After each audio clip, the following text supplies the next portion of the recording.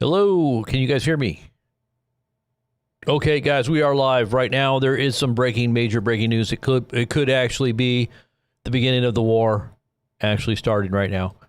From what I understand, there's been an attack inside of Iran by Israel, and from what I've been seeing, posts are now saying that the U.S. and Israel are in the middle of operations.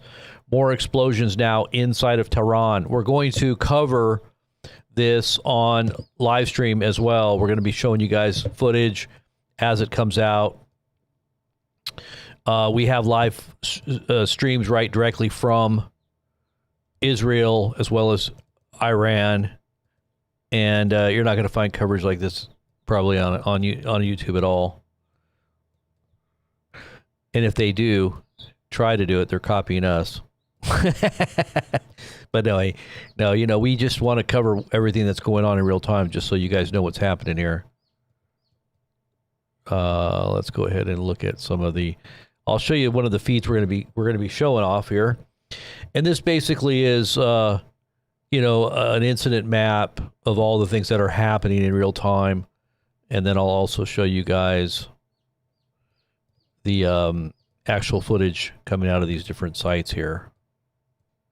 Plus, we monitor everything, So I'm just setting it up right now because it looks like it's hitting the fan.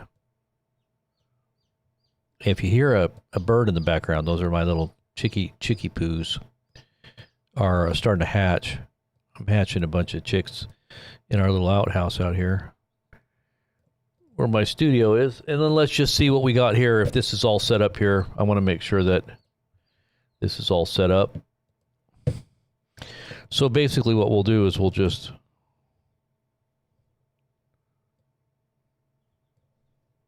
decisions have an impact down the road.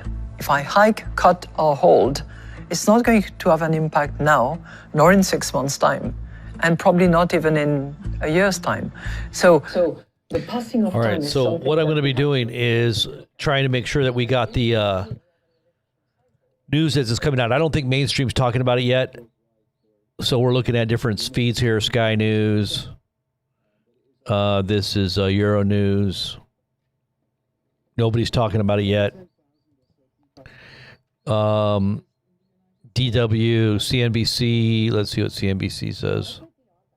Nothing. France 24. Tennis. Let's see. Here's a. Okay, so here we go. So the Arabic sites are covering it. Look. Not that I can understand anything that they're saying, but أعتقد أن الأمور خلال الساعات القادمة مرشحة للتصعيد. So he's basically saying, he said Allah Akbar, so we know what that means. But hey, it looks like there's been some kind of. Let's see if we got an English. Okay, here we go. We've seen over the past 24 hours some airlines canceling flights, some countries calling on their citizens to leave Israel while flights are available. That started with Mike Huckabee, the U.S. ambassador to Israel, telling his staff they can leave the country if they choose to do so because of the tensions. Okay, guys, I'm just going to let this play for a minute, and then I'm going to get into the news and show you what's going on, okay? So just hold tight. Let's listen to what they're saying here and see what they're saying. This is Al Jazeera English. So they will have the scoop probably before Western media. Time now. Would this preemptive strike by Israel have been given the green light by Washington? Most definitely. An Israeli strike on Iran would not be happening in a vacuum, certainly would not be happening without U.S. approval. And let's remember that we have the USS Ford, one of the largest or the largest strike group in the U.S. Army, is on the shores of Israel for its protection. We saw fuel tankers as well arriving at Israel over the past few days, and we saw stealth jet fighters, F-22s and other fighter jets from the U.S. military also arrive at Israel.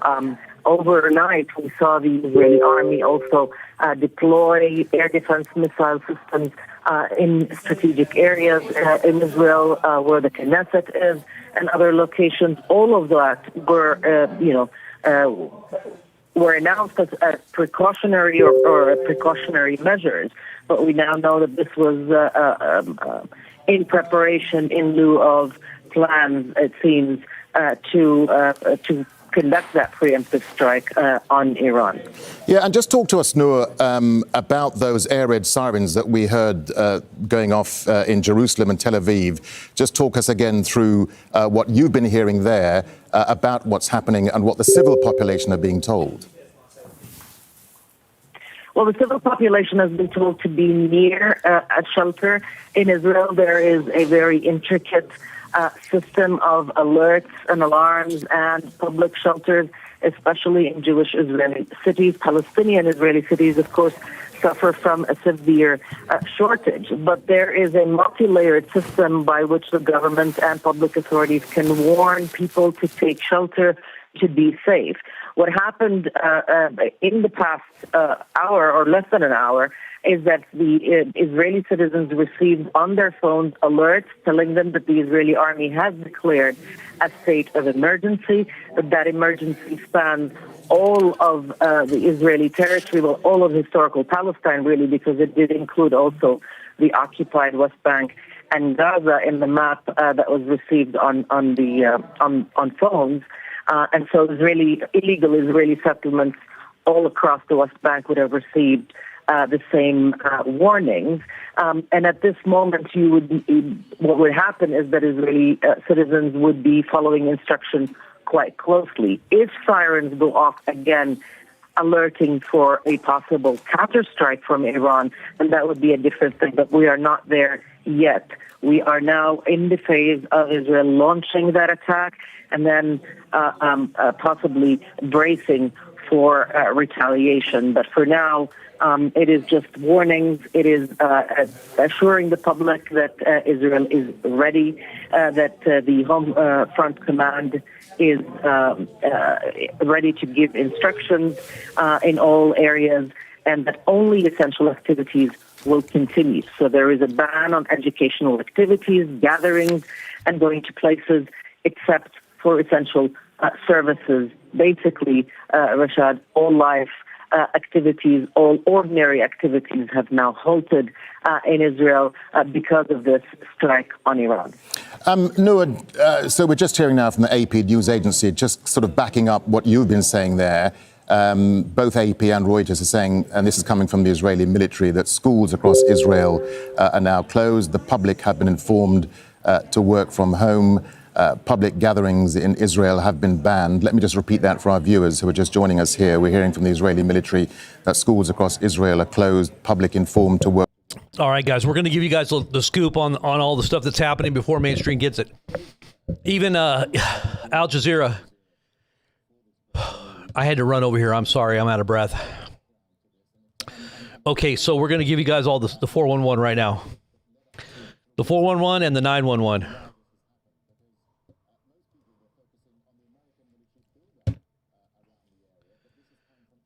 Okay, so Israel attacked, but that's what Trump had said. He said, "You attack them, you do your thing, and then we'll come in and support." They didn't want to do America going in head first because I don't know if it's the fear of repercussions directly on the U.S., but Iran's going to hold us accountable either way and retaliate, and however they retaliate. I don't know if you guys saw the airspace in Los Angeles was shut down or for even law enforcement in a certain region right around the airport. That's unprecedented. I don't know what's going on there, but that just started today. So I put a video on that on the channel. So if you want to go check that out, it's, making mainstream news was talking about this. So I think there's a connection. The timing of this is very strange. Israeli airspace officially closes. Israel launched preemptive strikes on Iran. Emergency situation declared nationwide. N12 news reports. The images you're seeing there on the screen of the smoke coming up is just explosions that have taken place. Now, we have a feed right out of Iran as well as Israel. So let's just take a look at a few of these. Let me just pull up another feed here so you can see what's going on here. And we have all the breaking news here too. So all the news is just, I mean, we've got all the feeds right here. So we can just go through and just show you guys what's happening here.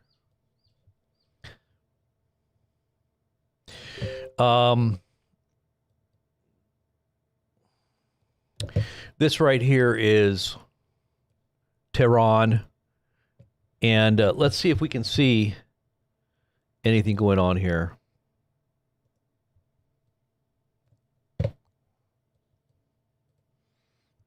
So what I'm going to do here is I'm going to put up another screen here just so you guys can see this. We'll have a Telegram screen as well.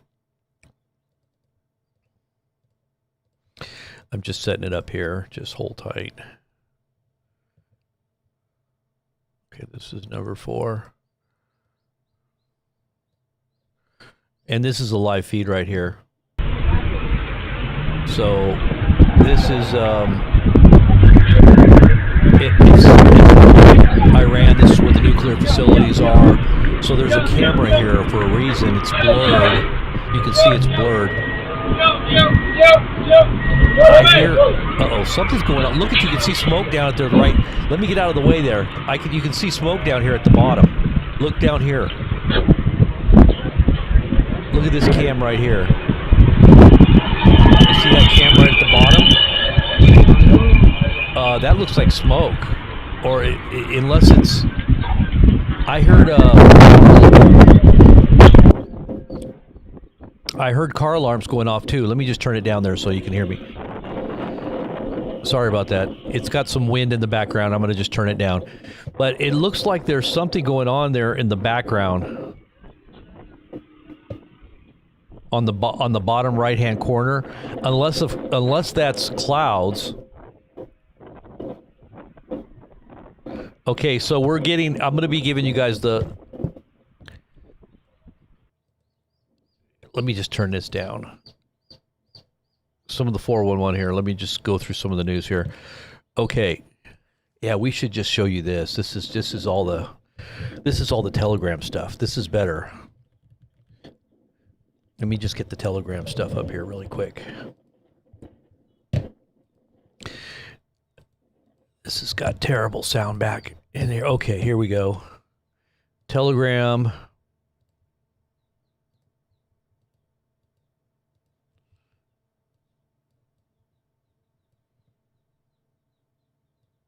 Oops.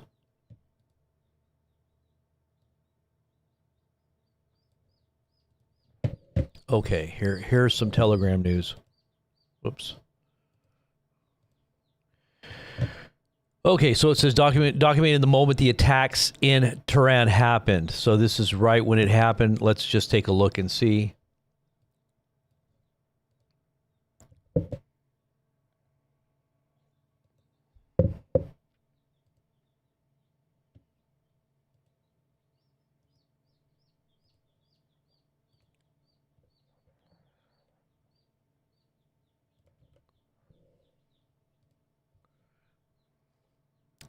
Okay, so it says several missiles hit University Street and the Jamhuri district in Tehran, according to Fars news agency. Israeli transportation minister says Israelis are prohibited from accessing all airports until further notice.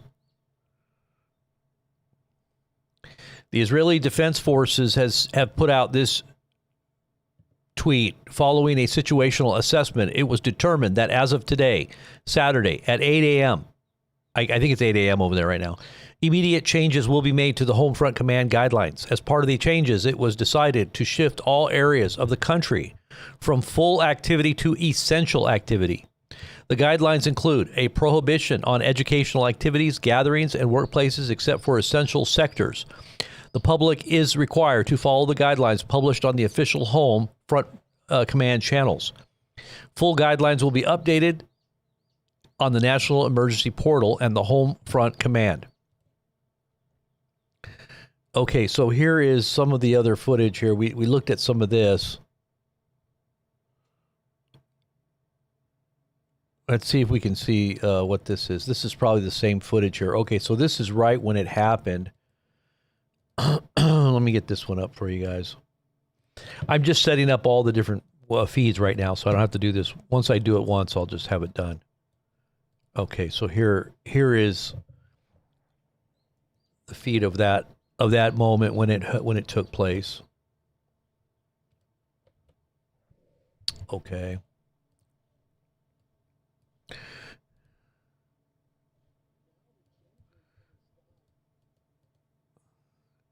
So this was kind of weird, the stuff that's going on in Los Angeles right now at the Los Angeles airport.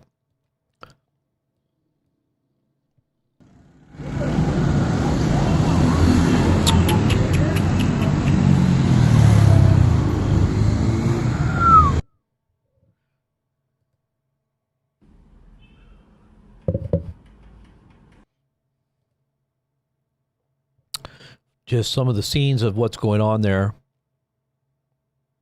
يلا ظهرنا شو ذا هم باليستيا على وجهي So they're showing they're showing a bunch of aircraft. Look at that. You saw those aircraft flying through there. Look at how fast they're going. Very low. Very low.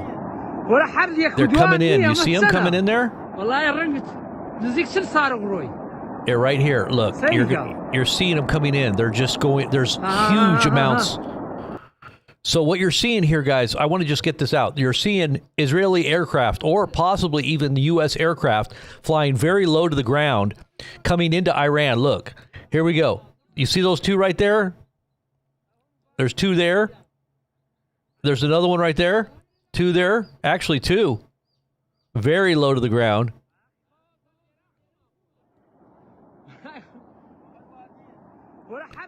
And here comes another one. Or a few more. Look at that. Boom. You see they're going so fast. You can barely even see them, but they're like little just screeching across the skies, or very low. Very low. On their way to Iran.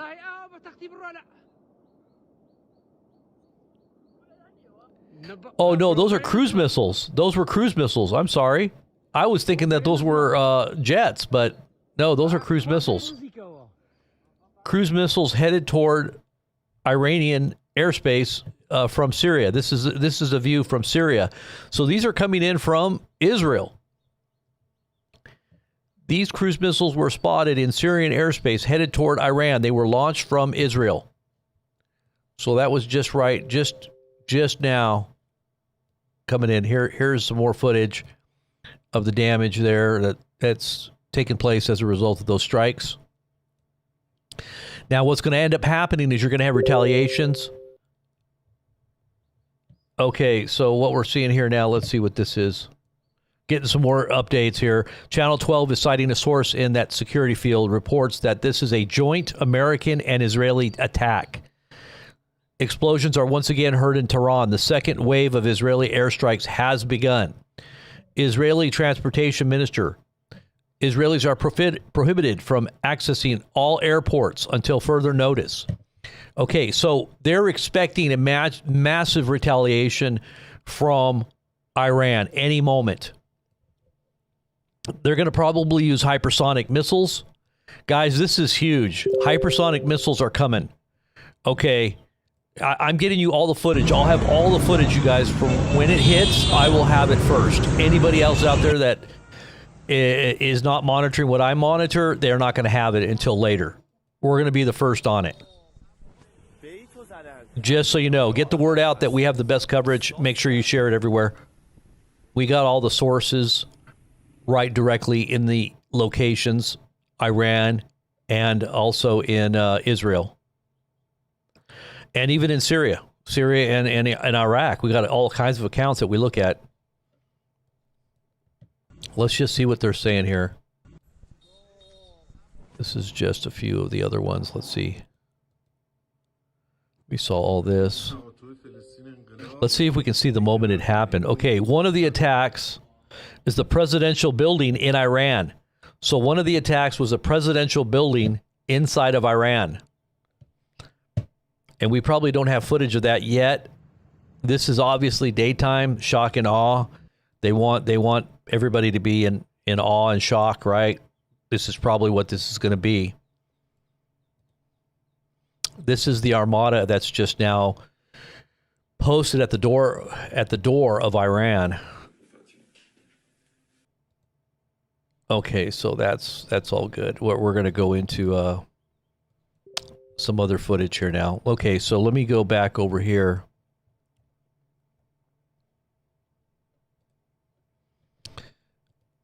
Oops. Okay, so it says here, here's some more from Tehran here. I'm putting it lower because it's so loud. Am I going the right way here?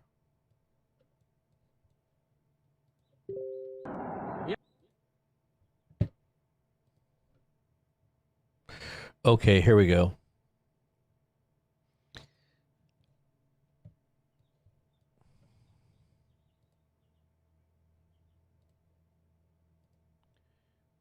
And then is scene 4. Okay.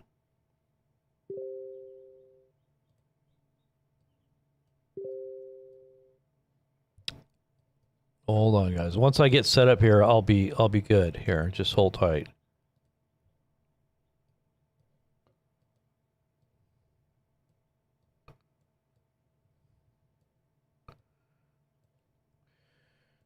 All right, so this is Dohar, Lebanon. The strikes seem to be assassinations of high-value targets. At least one of the strikes is said to be against the Ministry of Intelligence building. Explosions are once again heard in Tehran, the second wave. Okay, we told you that. This right here is Tel Aviv. This one is Isfahan, where the missile sites are in Iran. So you should be seeing something there at the top right-hand corner. Let me just move this away from here so you guys can see it. And why don't we put that on a blur?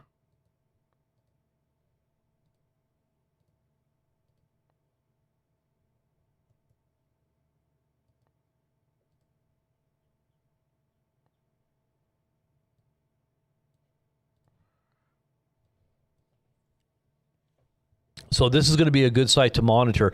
It seems you can see clouds in the background there, but that's actually in the Tehran, Iran area. That is explosions. Those are clouds from incendiary bombs that have fallen. You see that one on the left-hand side where it says Tehran? That's the one that we're talking about there, right there.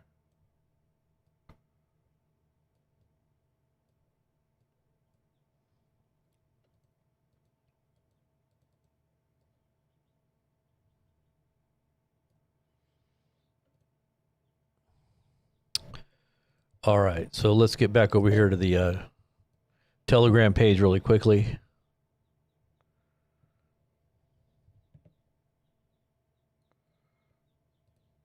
And I'll just read it to you here. Hold on. The residence of the Iran supreme leader was attacked.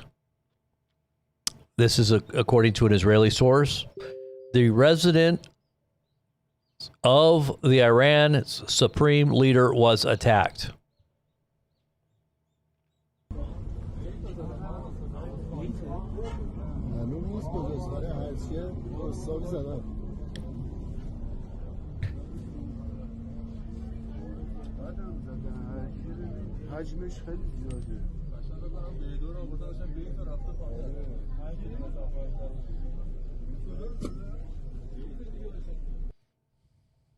Okay. Trump seems to be very upset there. But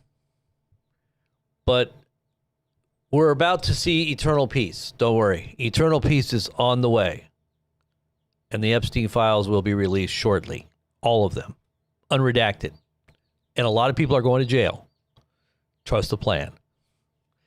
Eternal peace is about to dawn. Don't worry. But yeah.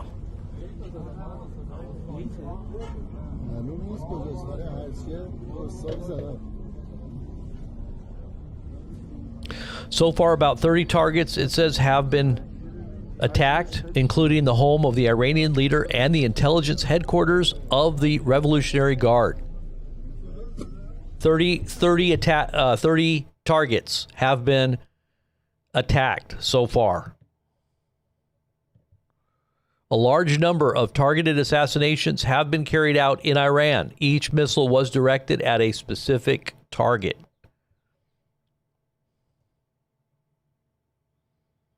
Let's see what this is. Yeah, we saw that. Okay. Let's get back over to this other page here.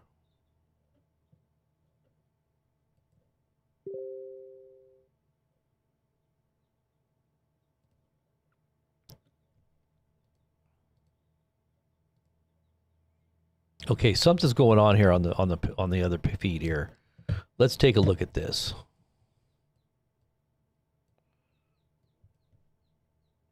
This is scene 4.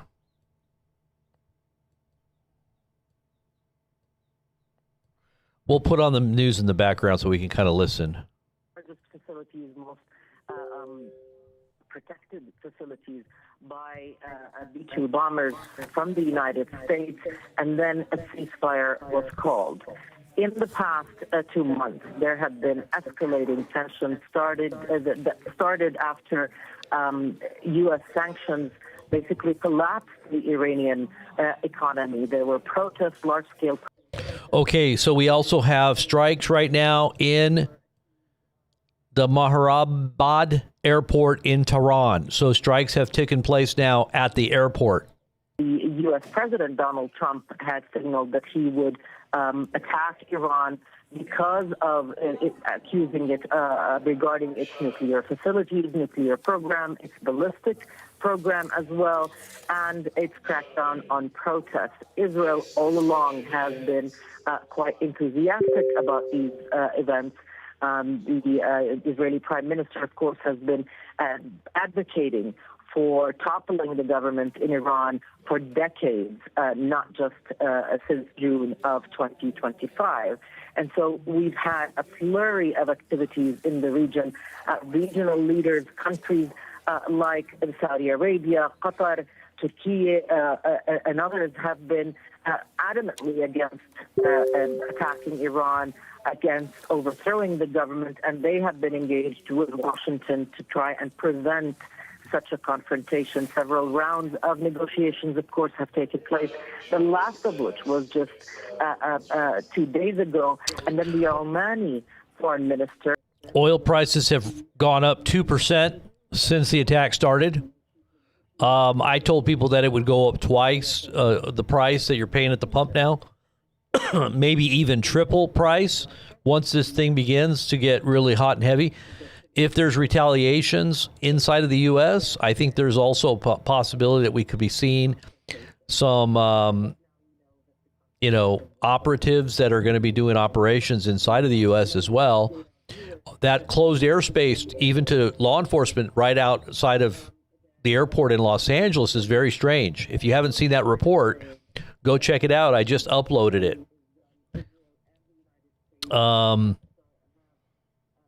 Meanwhile, Afghan armed forces have shot down a Pakistani fighter jet in the Afghan province of Nangarhar, and the pilot was captured, according to Tolo News. Now, they're a nuclear power, so you got to be thinking about that. Afghan, or the Pakistan. It says, in Iran, there are reports of disruptions in the cellular network and disconnections in the cellular network. So Israeli operation's name is called Shield of Judah. So the operation that is now underway is called Shield of Judah.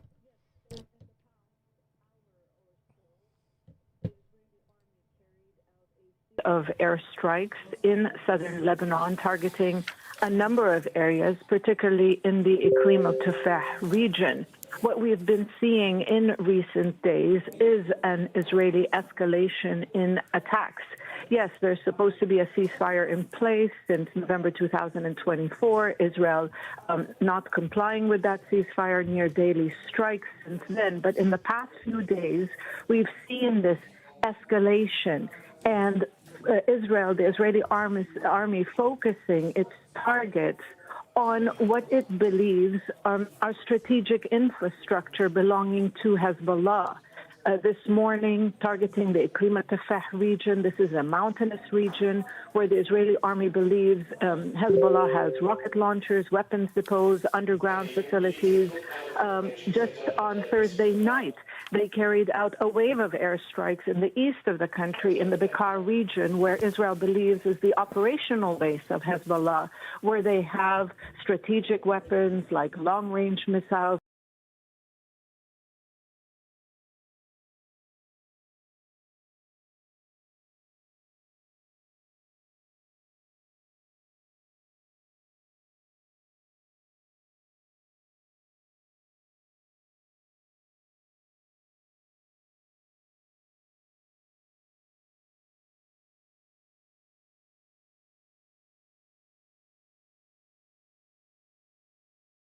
Been repeatedly asked in Lebanon in recent days is, what will Hezbollah do in the event of a U.S. or Israeli military strike on Iran? Hezbollah, of course, being a strategic ally of Iran. But experts say that he may actually be pushing for a longer military campaign with a goal of toppling the Eurasian regime. But that doesn't necessarily fit in possibly with Trump's preference for what we understand would have been an strike. And so far it seems to be 3 locations across Iran at the moment. But what is Israel's end game here, or what is the aim of this preemptive strike? What we have seen is that the Israelis have long sought to escalate a localized conflict, whether it's Syria, Lebanon, or any of the other immediate areas of Israel, and they've sought to draw in Iran because, according to Israeli calculations, once Iran is drawn in, then the United States would have to be drawn in.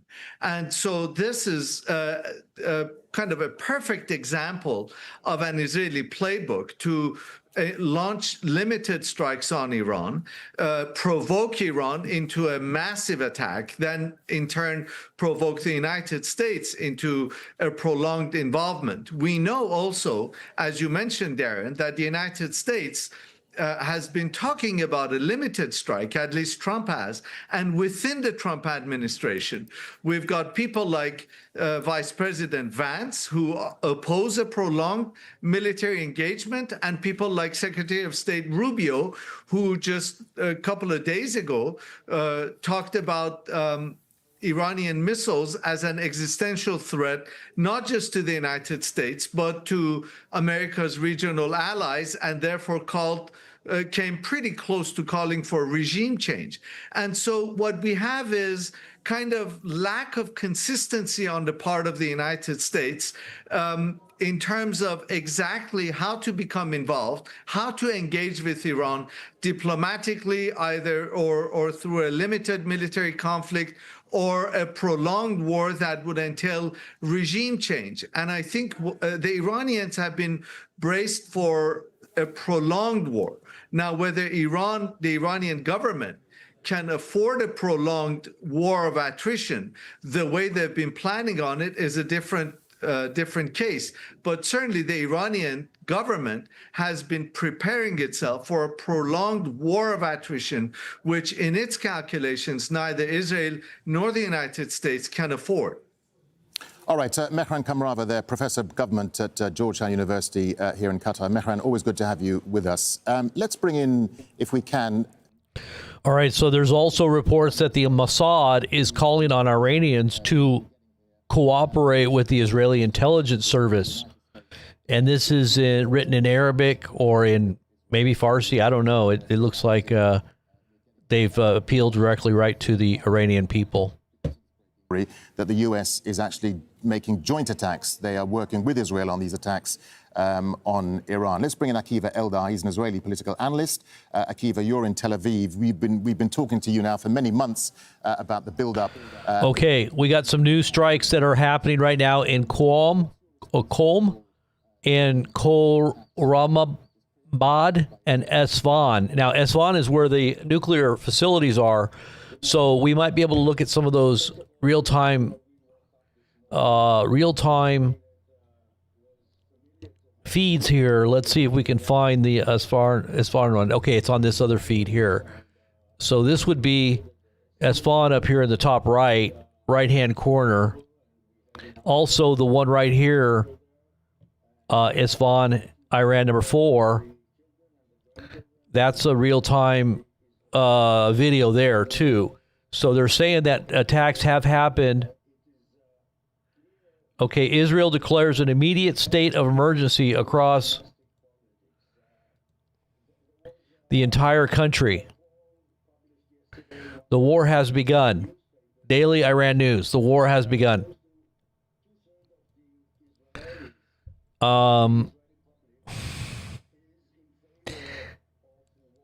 Okay, so just be paying attention to these two up here. Esfahan, Iran, the one at the top right, and the one right number 4. 2 and number 4.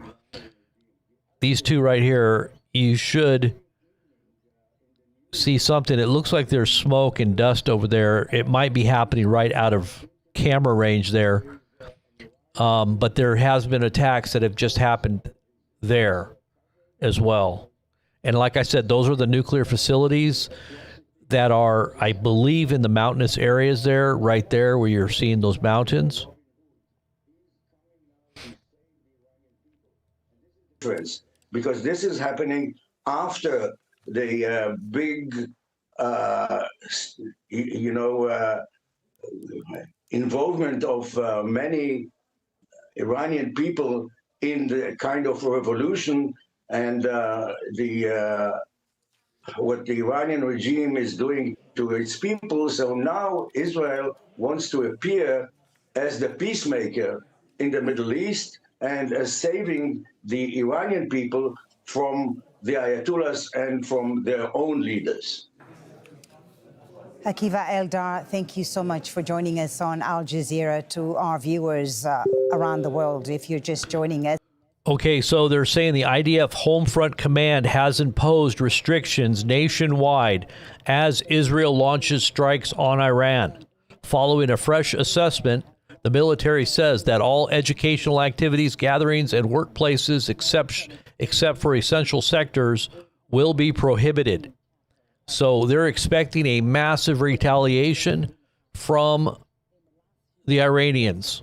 And these are probably going to be hypersonic missiles that are going to be incoming, just to make the point. Let's listen in. Talks on Iran's nuclear program just wrapped up in Geneva. U.S. President Donald Trump has said he was not pleased with this latest round of nuclear talks with Iran, but did say that he still wanted to reach a deal with Tehran. They're going to play Trump here in a second, I'm sure. But now Israel has launched an attack on Iran before a deal. Okay, so they're saying explosions are rumbling in Esfahan. Let me just pull this up here. Explosions are rumbling in Esfahan, Iran, where one of the nuclear centers is located. The strikes are continuing. Okay, let's go back over there and see if we can see anything. So these are the cameras here. I'm just wondering if they're even on. Oh gosh. Okay, here we go. So this is Esfahan here. These are live feeds. Okay, so there is some sound here, so that does look like it's on. These are live feeds.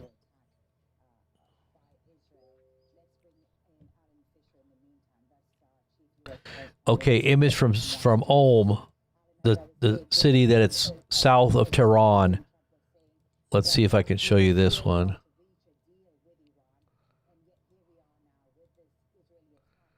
This is the city Ulm, south of Tehran.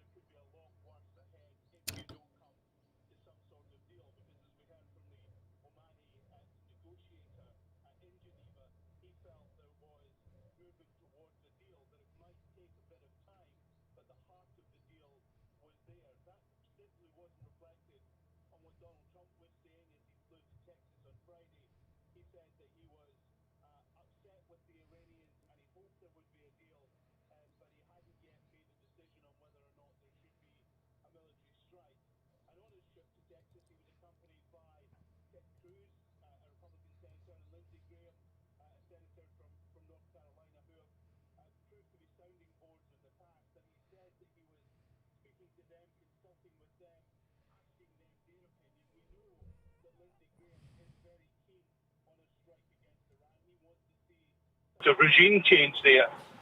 But it was hoped that perhaps wiser heads would prevail and point Donald Trump in the direction of the views of his allies in the Middle East, who have warned against a strike of this kind. They are worried that an extended war would destabilize the region.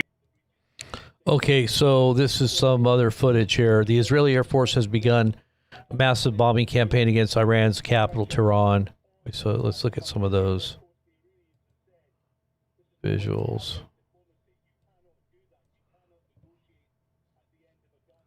Oh gosh! So injured civilians on the street of Jomhor, Tehran. So they're showing people that are injured. Terrible. I can't show all that. I don't think it was a good idea to show that. Lots of, yeah, that's terrible.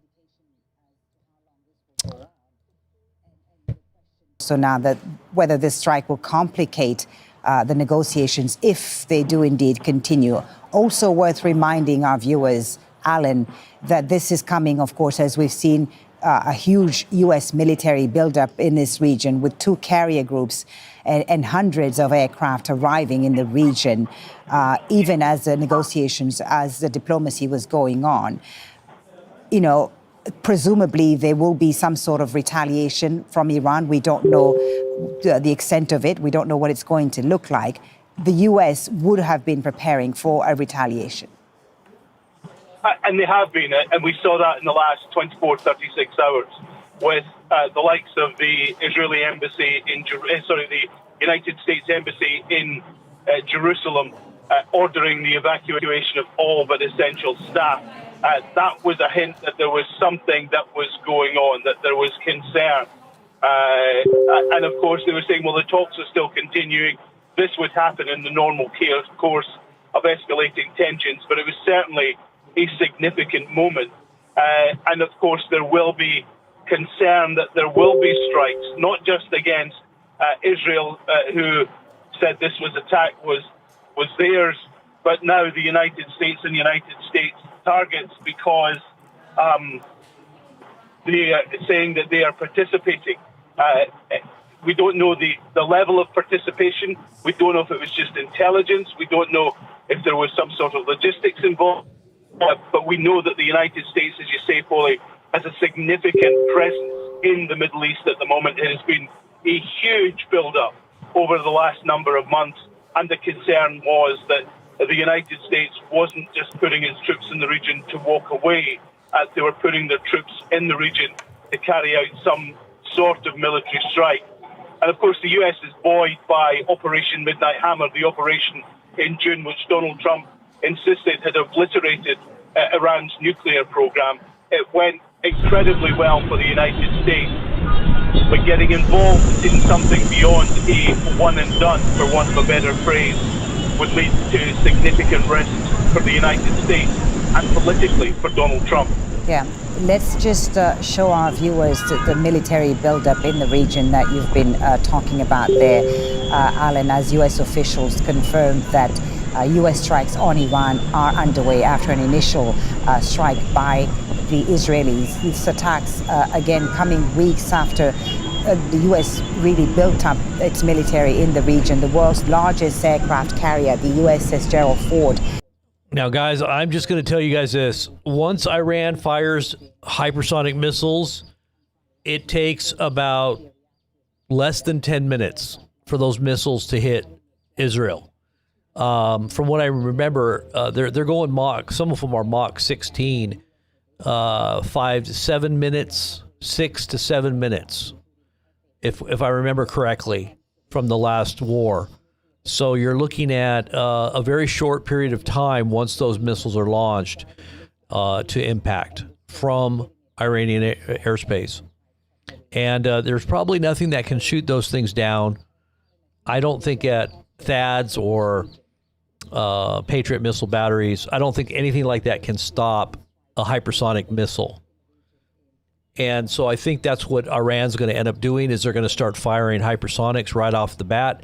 Last war, they didn't do that. They fired in a lot of drones and conventional weapons that I don't think were hypersonic. But toward the middle is when they started putting out those hypersonics to show the Israelis that they meant business, and they could unleash a whole bunch of hypersonic missiles. We're hearing that the incoming cruise missiles were targeting high-level military leaders and also Supreme Leader, who is the religious leader of Iran. So we'll see what happened, whether or not they actually hit their targets and took them out, or if it's just, going to be a long, protracted war with Israel and the United States. And is anything going to happen within the United States? That's what we need to ask ourselves. The report that we had earlier today with this closure of airspace for even law enforcement around Los Angeles airport is very interesting.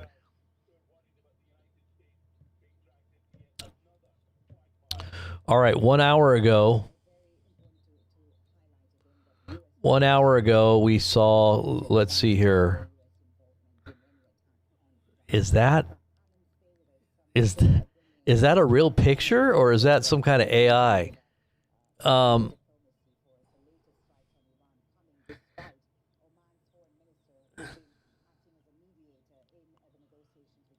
That's probably AI, but it says here, nothing headed to the Middle East anymore. Everything is leaving. The U.S. is likely to strike Iran soon.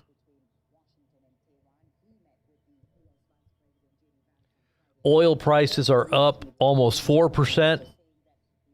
That's why I went out and got a bunch of gas the last 2 days. I went out and got a bunch of gas just in case, because I know it's going to go up. I didn't, and just in case. I already knew. Gas prices are going to triple. They're going to probably triple, especially if they shut the Strait of Hormuz. We may see gas prices go even higher than triple what you're paying right now. So you're paying $3 or $4 at the tank right now at the gas station. Well, you got such a good deal for such a long time. You should be thankful that you had it at $2 to $3 per gallon. You can handle $9 per gallon now, can't you?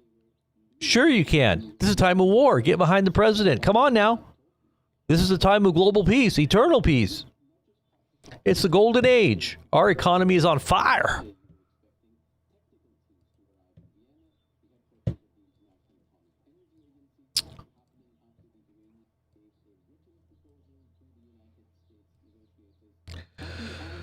Let's see. This is the Iranian airspace right now. It says Israel says it's launched a preemptive airstrike attack on Iran. Iranian airspace is now closed by NOTAM until at least 12 UTC time. Flights are also diverting away from Tel Aviv and Amman. So here we are. This is Iran space here. And you got Israel and Lebanon here. Okay, something's going on here. Yeah. Let me turn this down here. So it looks like something's going on here.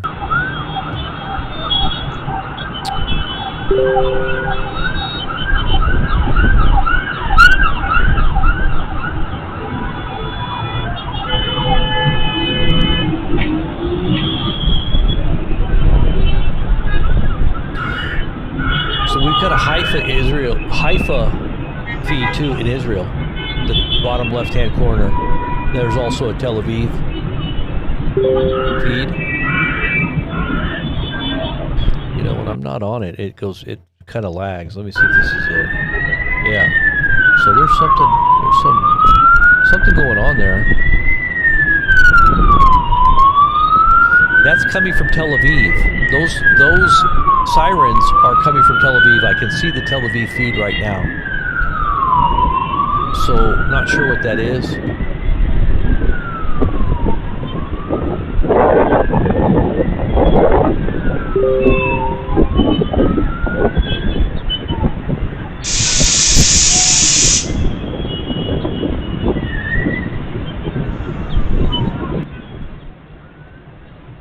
Let's just turn that down.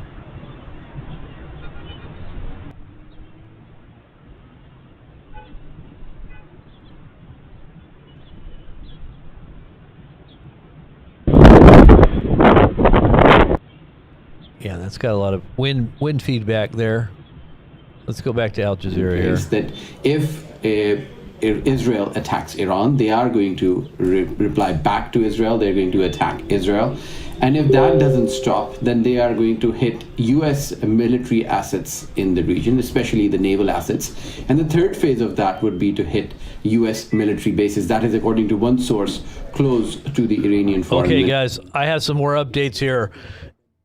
More updates. Israel says, quote, in the coming 24 hours, Iran will get bombed more than the duration of the entire 12-day war.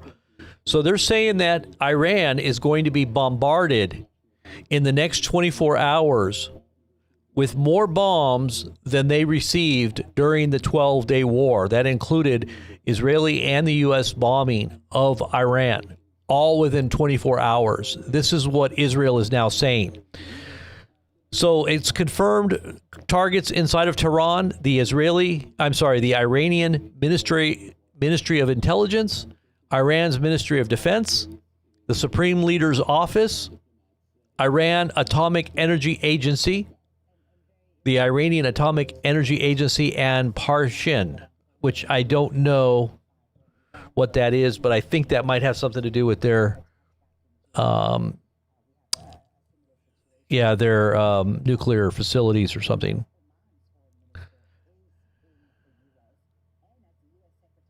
Okay, so it says, as part of the first wave of strikes, the Supreme Court and the Center for Judicial Institutions of Iran was destroyed. So their Supreme Court was destroyed, and their judicial institutions, which is kind of like their central government, I guess, buildings and stuff, are completely destroyed. So they've totally, completely leveled their center of government, I'm guessing. The U.S. and Israel strikes on Iran are aimed at undermining the republic's security system, reports Al Jazeera, citing an American source. Undermining the republic's security system. Pulled out of the negotiations, said that it cannot continue its negotiations. It pulled out of the Nuclear Proliferation Treaty and said its nuclear facilities have been struck in an unprecedented strike. This is and have never been seen before, that nuclear processing facilities would be hit by the United States and Israel. So we'll have to wait and see what the Iranians say, but it is very, very likely that they're going to pull out of any negotiations. And you've been hearing the rhetoric from the Iranian hawks as well in the lead up to all of this. All right, I just want to recognize Lynn Farley. Thank you for becoming a Super Blazer and a member of the channel. Thank you guys for the super chats as well. Anytime you guys do a super chat, we'll make sure that we comment on what you say. But this is going to be underway here, guys. I think this is going to get really bad. I think some of the things that I've been looking at in the last 2 days is very troubling. I don't think Americans are realizing how serious this is going to affect their personal lives on a very personal level. I think what's coming down the pike here is going to be, it's going to probably affect our homeland. I'm already seeing some very strange things going on behind the scenes here, and I'm just kind of hoping that, it doesn't go in that direction. that it doesn't go in that direction. But let's go back over here and listen. Military capabilities and its leadership is targeted. This, according to Iran, ahead of these strikes, will be seen as an existential threat, and Iran will go out all out on war and use all its assets. And you have to realize that this is a government where earlier you heard threats against the supreme leader. The government said that it is ready for martyrdom. This is a strategy of Iran, that they are going to continue to fight rather than back down. So we'll have to wait and see on how these strikes unfold. How long do they continue? What was the extent of the U.S. and Israel's cooperation? And how does Iran strike back? Osama, thank you very much. It's gone past 7:16 a.m. GMT. That's 46 a.m.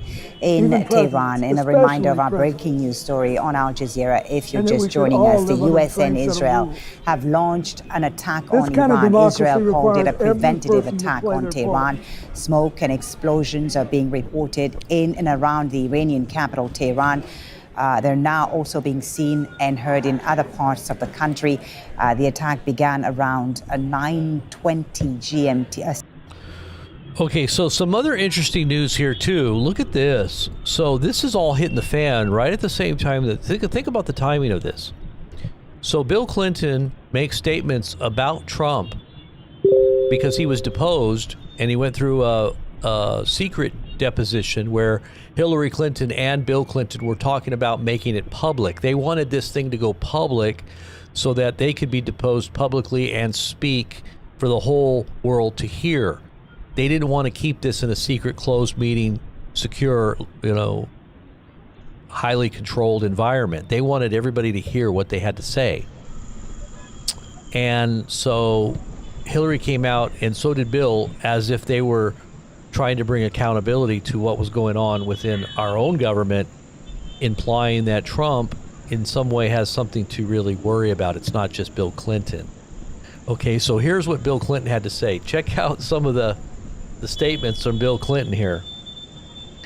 Now think about this. This is happening while this thing explodes. Listen to Bill Clinton. This was today. I just finished testifying in front of the House Oversight Committee. I did it for two reasons. First, I love my country, including our Constitution. And America was built on the idea that no person is above the law, even presidents, especially presidents, and that we should all live under the same set of rules. This kind of democracy requires every person to play their part. And I hope that by being there today, we can bring ourselves just a little further away from the brink and back to being a country where we can disagree civilly and we can search for truth and justice, and that it outweighs the partisan urge to score points and create spectacle. The second reason I was there is that the girls and women whose lives Jeffrey Epstein destroyed deserve not just justice, but healing. They've been waiting too long for both. Though my brief acquaintance with Epstein ended years before his crimes came to light, and though I never witnessed during our limited interactions any indication with what was truly going on, I offered the little I do know in the hopes that it would help prevent anything like this from ever happening again. I also have to say something personal. Republicans made Hillary testify yesterday, and she had nothing to do with Jeffrey Epstein, nothing. She has no memory of ever even meeting him. She neither traveled with him nor visited any of his properties. So whether 10 people or 10,000 people were subpoenaed, including her, was simply not right. So here's what I told the committee. First, I had no idea of the crimes Epstein was committing. No matter how many photos they show of me, I have two things that at the end of the day matter far more than any interpretation of 20-year-old photos. I know what I saw, and more importantly, what I didn't see. And I know what I did, and more importantly, what I didn't do. I saw nothing and I did nothing wrong.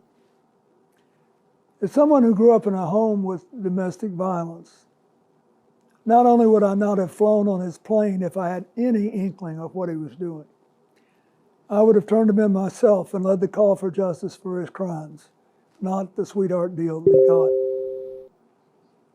But even with 2020 hindsight, I saw nothing that ever gave me real pause.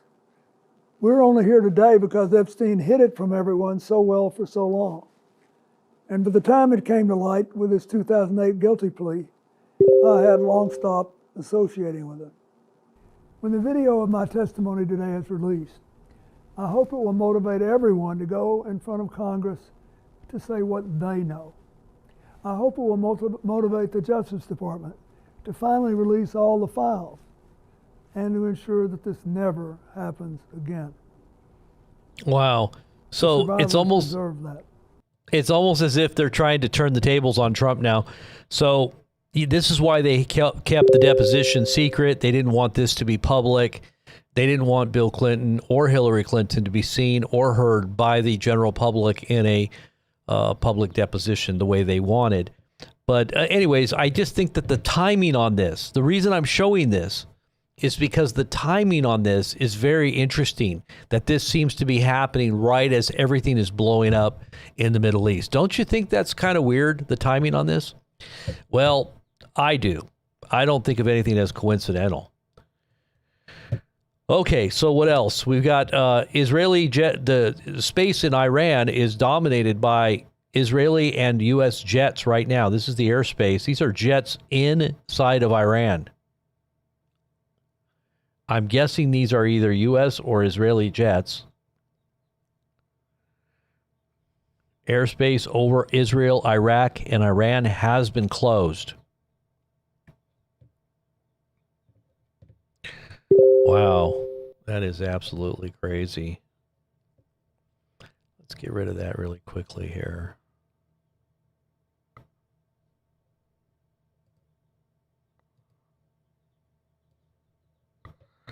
And these are just live feeds here. I'm just kind of curious as to keep up on what's happening in Iran if we see anything going on some of these cams. This is also an Israeli Tel Aviv camera and a Haifa camera.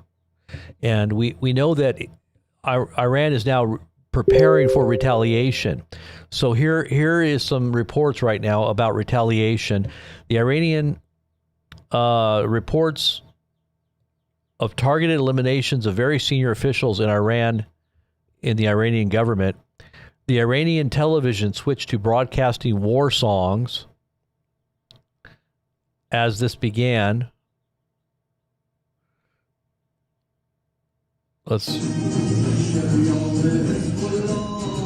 Yeah, so they started playing war songs.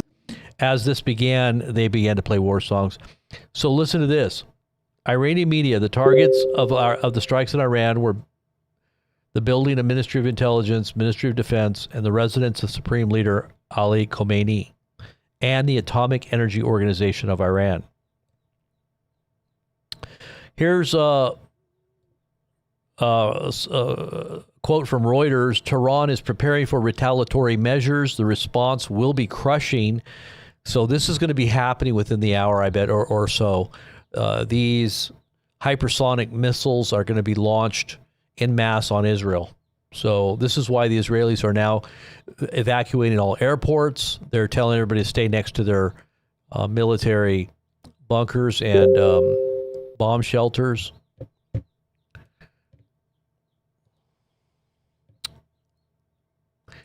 Iran warns its response to U.S.-Israeli attacks will be crushing. Now, are they going to respond to the U.S. just in the Middle East and U.S. bases, or are they going to strike the United States? From what we understand, the Iranians do have an intercontinental ballistic missile that could reach the East Coast, and it would be coming in at hypersonic speeds. So, is it possible that Iran would be crazy enough, if they truly are thinking of martyrdom? You know, they look at this as the end time war, the mother of all wars that will usher in their Mahdi, especially with their apocalyptic destiny that they believe that they're fulfilling according to their ancient texts in Scripture, is what they believe they are to fulfill and to usher in. And they believe that this is the time, then they're going to go out with a bang. And they're going to do everything that they can do to facilitate this end time global war. And I don't think that the West understands the mindset of some of these leaders inside of Iran. They do have the mindset of martyrdom. And if they have that mindset to not have to worry about saving their own lives, as many in the West would, you know, I don't know if our leaders would be willing to give up their lives that easily. Here's burning cars inside of Tehran. And it says, Iranian official says the response will be harsh. Large-scale cyber attacks against Iranian news agencies. IRNA, which is a big news agency, has been hacked. The IRNA, an Iranian news agency, IRNA, has been hacked.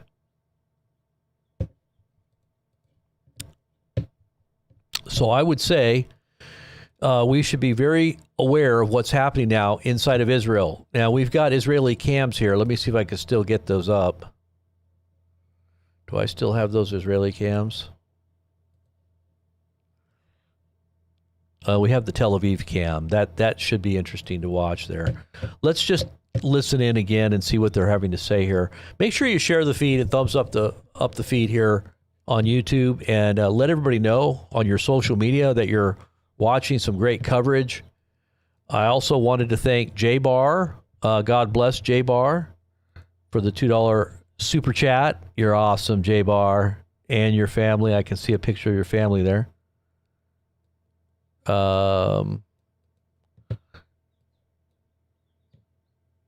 Thank you so much.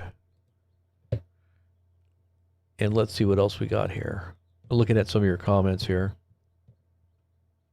Let's go ahead and put on some of the commentary here and see what they're saying. Targeted, including near the University of Tehran and also some of the other important streets. The information is still gloomy, but we get more from outside Tehran than from outside Iran than from inside Iran itself, because the Israelis have been talking about several attacks. Some of the sources in Israel talking about more than 30 attacks. Other sources talk about 3 major targets in Iran, and probably some. Okay, so they're saying the same thing, but I wanted to update you guys on this. It says, breaking, the U.S. took part in attacks inside of Iran.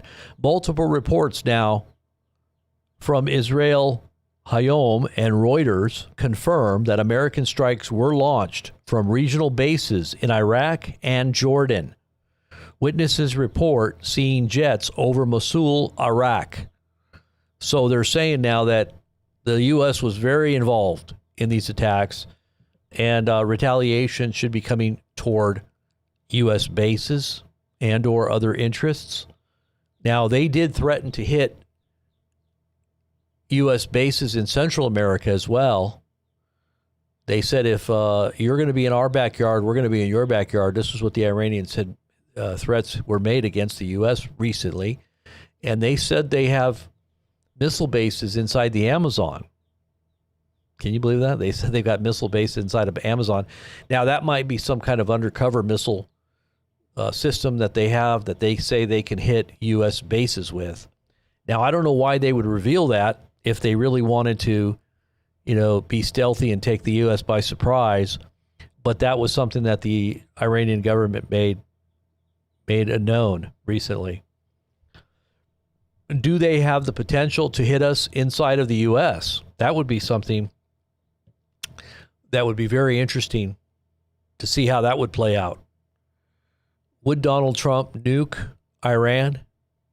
Literally obliterate it? If they did something just as a show of crazy force? Completely annihilate the whole country with a few nukes? I wouldn't put it past Trump to do that.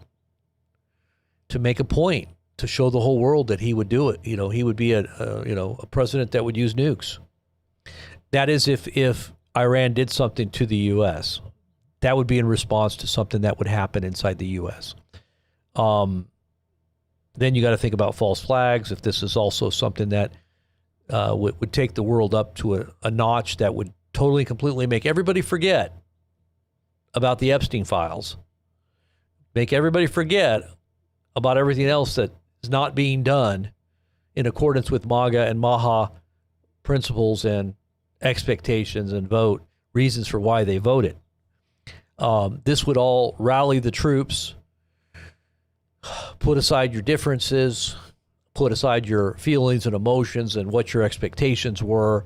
We're in a time of, global conflict, and your very life is at stake. You should be afraid and make sure that you put Donald Trump as your champion to save you, because this is what's coming to. It's going to be that dramatic.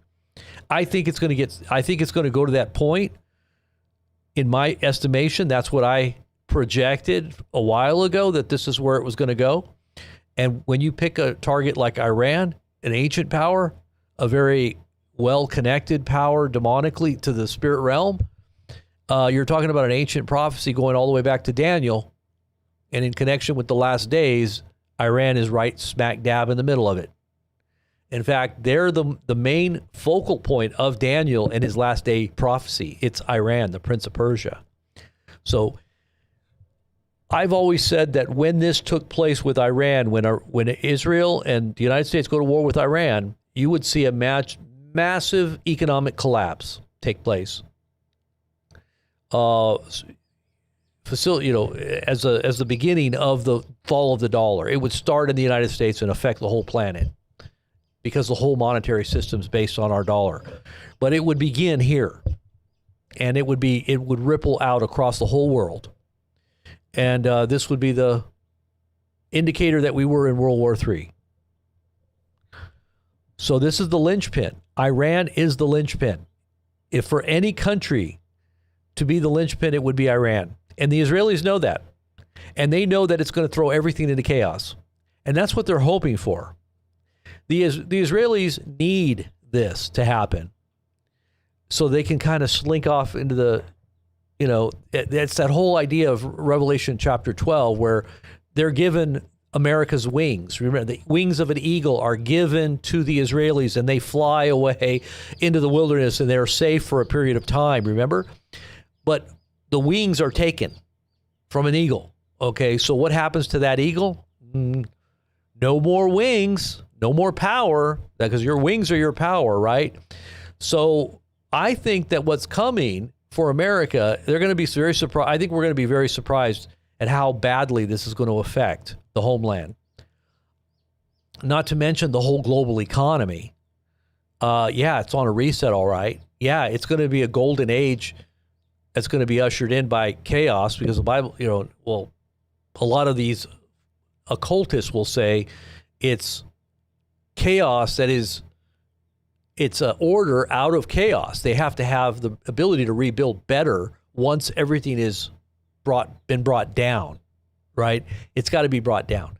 So the system needs to reset. And this is where we're going to be ushering in this whole digital, AI system that's going to be picking up the pieces of whatever's left. That's what I think. Iranian aviation in the air over Tehran. What is this? Let's see what this is here.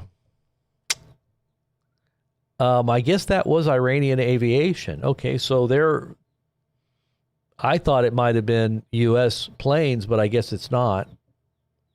They're saying it's Iranian aviation. Okay. Robert F. Kennedy Jr. okay, that's not it. That's something else. Israeli media claims that Amir Khatami, the commander-in-chief of the Iranian army, was killed. No confirmation of this was provided. So that's what we're hearing right now. Also, Trump confirmed the strikes on Iran. Quote, this is Trump's quote, "We have launched a large-scale military operation in Iran, and we will destroy the threat from the brutal Iranian regime," he stated, unquote. So that's coming from President Trump. Now, you're not going to hear any of this even in the mainstream yet, but you're probably just now going to be getting it. Let's just listen and see what they're saying here. Barrage and Kermanshah. Israel announced that it was launching a preemptive attack on Iran, and some 20 minutes later, the U.S. announced that it was also involved in that attack. Iranian media reporting that the attacks are happening nationwide as Israel launched these airstrikes.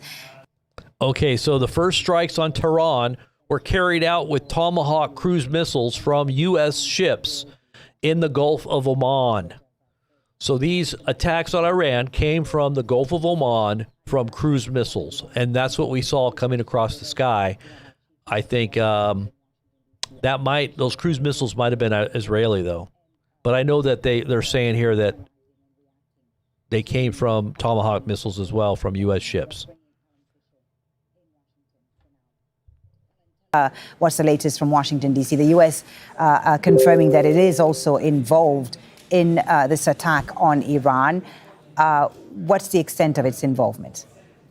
Well, I've been texting with someone who surprisingly is awake at 2 in the morning because they also heard of the attacks on Tehran.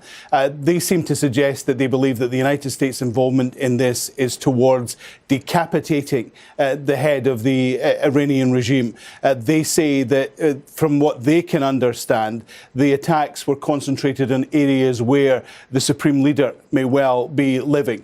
And so the intention was to try and take out the head of the regime and then see what would happen afterwards. Now, many countries have warned the United States about an extended effort to try and force regime change in Iran. They wanted to know what was the plan for the day after and the day after that and the day after that, simply because you couldn't guarantee that if you removed the supreme leader, that necessarily what would happen would that a pro-Western, pro-United States government form in his absence. And so there could be a great deal of bloodshed in the aftermath, and they were concerned that that would leak over borders, that would cause instability across the region, and they would be dragged into a regional war of some description. Now, as I say, that's just someone who is an analyst who understands these things far better than I do, but they suggest that this was a move at decapitation, but it would certainly fit in with some of the ideas that have been floated recently, not least by Lindsey Graham, who was travelling with Donald Trump on Friday, who has said often that he would like to see the supreme leader being replaced. So it may well be that the United States' involvement in this was limited to intelligence, but given the size of the US military buildup in the region, there's every possibility that American hardware, American service personnel was also used. Alan, thank you for now. Ali Hashim, you've covered Iran extensively. If, as Alan said, the objective of this particular attack is to decapitate the head of the Iranian regime, the supreme leader, how difficult of a mission is that?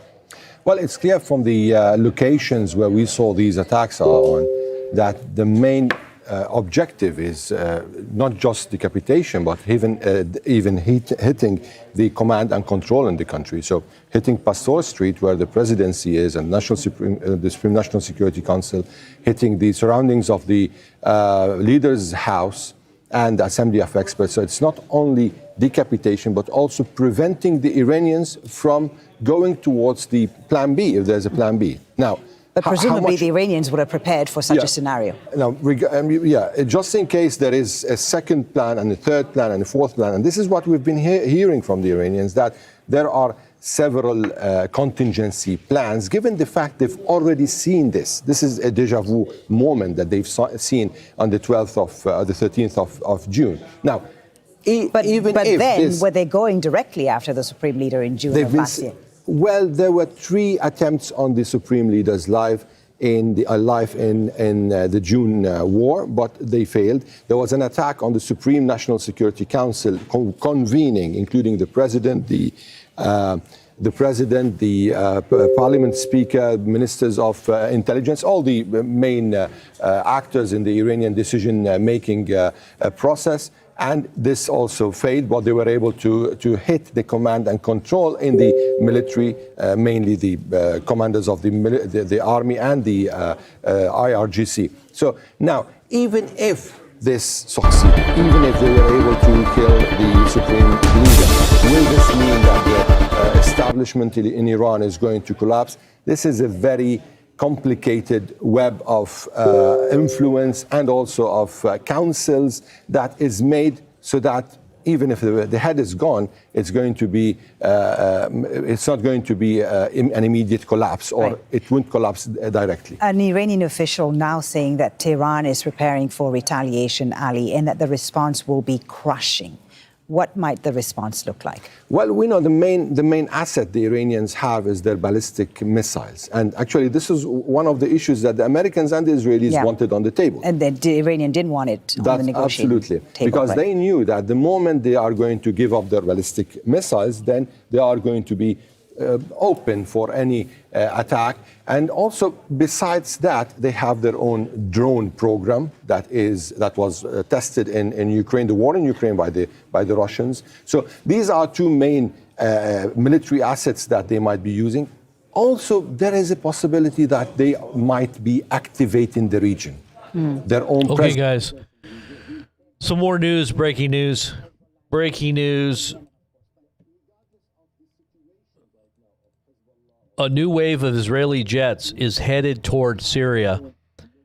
President Pezeshkian is alive, according to Mir. So that's the president of Iran, I guess. So a new wave of Israeli jets headed toward Syria as we speak. Now, they're not just headed to Syria, I don't think. Maybe they are going to bomb Syria, but they're probably on their way to Iran. So this ought to be interesting to see where this goes. That there could be a deal. And yet, here we are, an attack on Iran. Where does that leave diplomacy and the negotiation? And I think those comments from the Oman foreign minister are very important, because that interview he gave just a few hours ago in the US, and he doesn't talk very much in public. Look at the cars on the left inside of Tehran. That's live. That is a massive traffic jam. Look at that. Cars that are just backed up for miles. So we're going to be finding out here real soon what the Iranian response is going to be, but I'm guessing they're going to unleash a huge barrage of missiles. Let's see what Trump just said here. We have begun a large-scale operation in Iran aimed at protecting the American people. Now, why would Trump say that? Protecting the American people. That's because there's something coming to America as a result of what just happened. And he's wanting everybody to know, this is what Trump is telegraphing right now. When you are hurt, when bad things happen, the reason we did this is to protect you.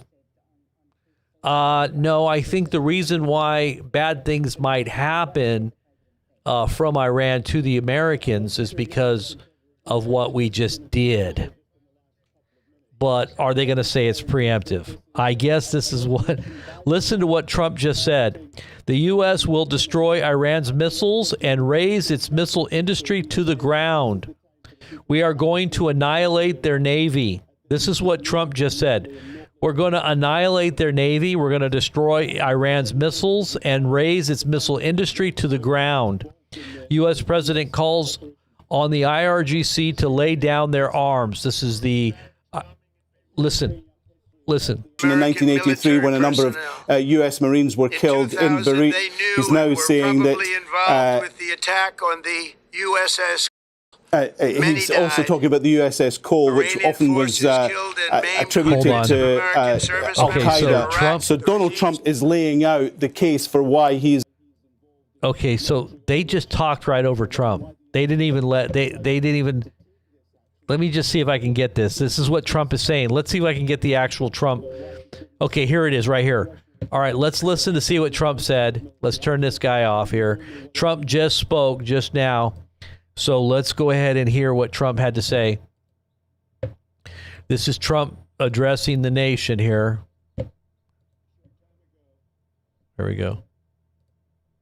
United States, a short time ago, the United States military began major combat operations in Iran. Our objective is to defend the American people by eliminating imminent threats from the Iranian regime, a vicious group of very hard, terrible people. Its menacing activities directly endanger the United States, our troops, our bases overseas, and our allies throughout the world. For 47 years, the Iranian regime has chanted death to America and waged an unending campaign of bloodshed and mass murder, targeting the United States, our troops, and the innocent people in many, many countries. Among the regime's very first acts was to back a violent takeover of the U.S. Embassy in Tehran, holding dozens of American hostages for 444 days. In 1983, Iran's proxies carried out the Marine barracks bombing in Beirut that killed 241 American military personnel. In 2000, they knew and were probably involved with the attack on the USS Cole. Many died. Iranian forces killed and maimed hundreds of American service members in Iraq. The regime's proxies have continued to launch countless attacks against American forces stationed in the Middle East in recent years, as well as U.S. naval and commercial vessels in international shipping lanes. It's been mass terror, and we're not going to put up with it any longer. From Lebanon to Yemen and Syria to Iraq, the regime has armed, trained, and funded terrorist militias that have soaked the earth with blood and guts.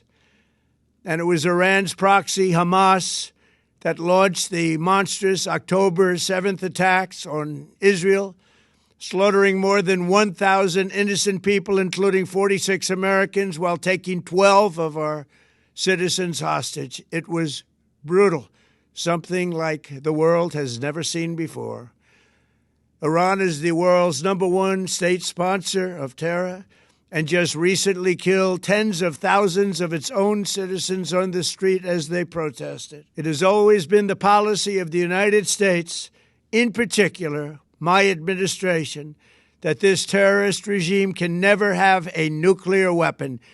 I'll say it again. They can never have a nuclear weapon.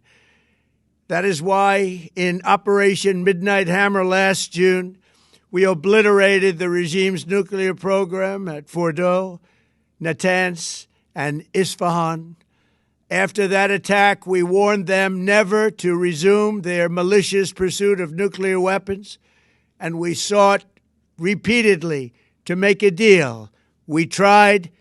They wanted to do it. They didn't want to do it. Again, they wanted to do it. They didn't want to do it. They didn't know what was happening. They just wanted to practice evil. But Iran refused, just as it has for decades and decades. They've rejected every opportunity to renounce their nuclear ambitions, and we can't take it anymore. Instead, they attempted to rebuild their nuclear program and to continue developing long-range missiles that can now threaten our very good friends and allies in Europe, our troops stationed overseas, and could soon reach the American homeland. Just imagine how emboldened this regime would be if they ever had and actually were armed with nuclear weapons as a means to deliver their message.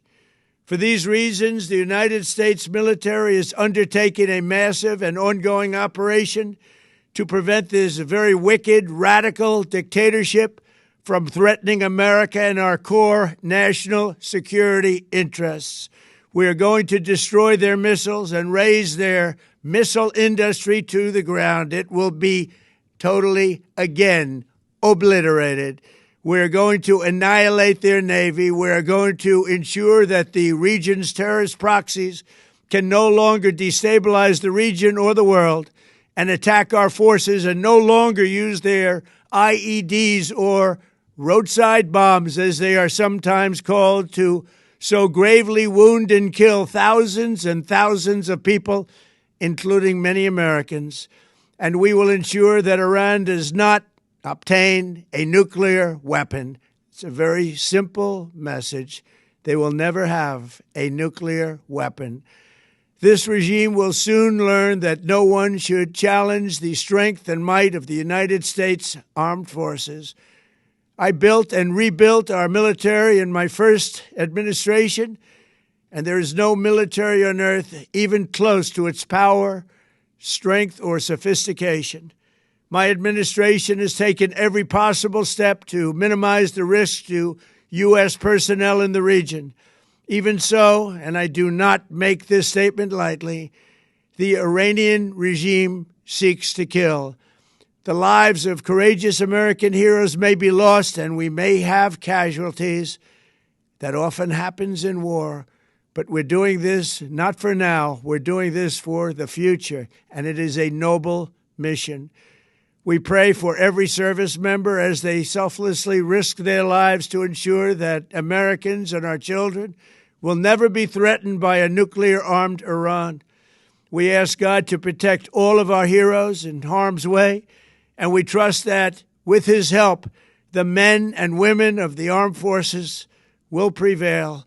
We have the greatest in the world, and they will prevail. To the members of the Islamic Revolutionary Guard, the armed forces, and all of the police, I say tonight that you must lay down your weapons and have complete immunity, or, in the alternative, face certain death.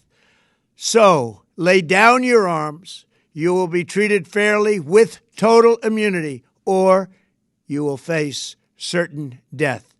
Finally, to the great proud people of Iran, I say tonight that the hour of your freedom is at hand. Stay sheltered. Don't leave your home. It's very dangerous outside. Bombs will be dropping everywhere. When we are finished, take over your government. It will be yours to take. This will be probably your only chance for generations. For many years, you have asked for America's help, but you never got it. No president was willing to do what I am willing to do tonight. Now you have a president who is giving you what you want. So let's see how you respond. America is backing you with overwhelming strength and devastating force. Now is the time to seize control of your destiny and to unleash the prosperous and glorious future that is close within your reach. This is the moment for action. Do not let it pass. May God bless the brave men and women of America's armed forces. May God bless the United States of America. May God bless you all. Thank you.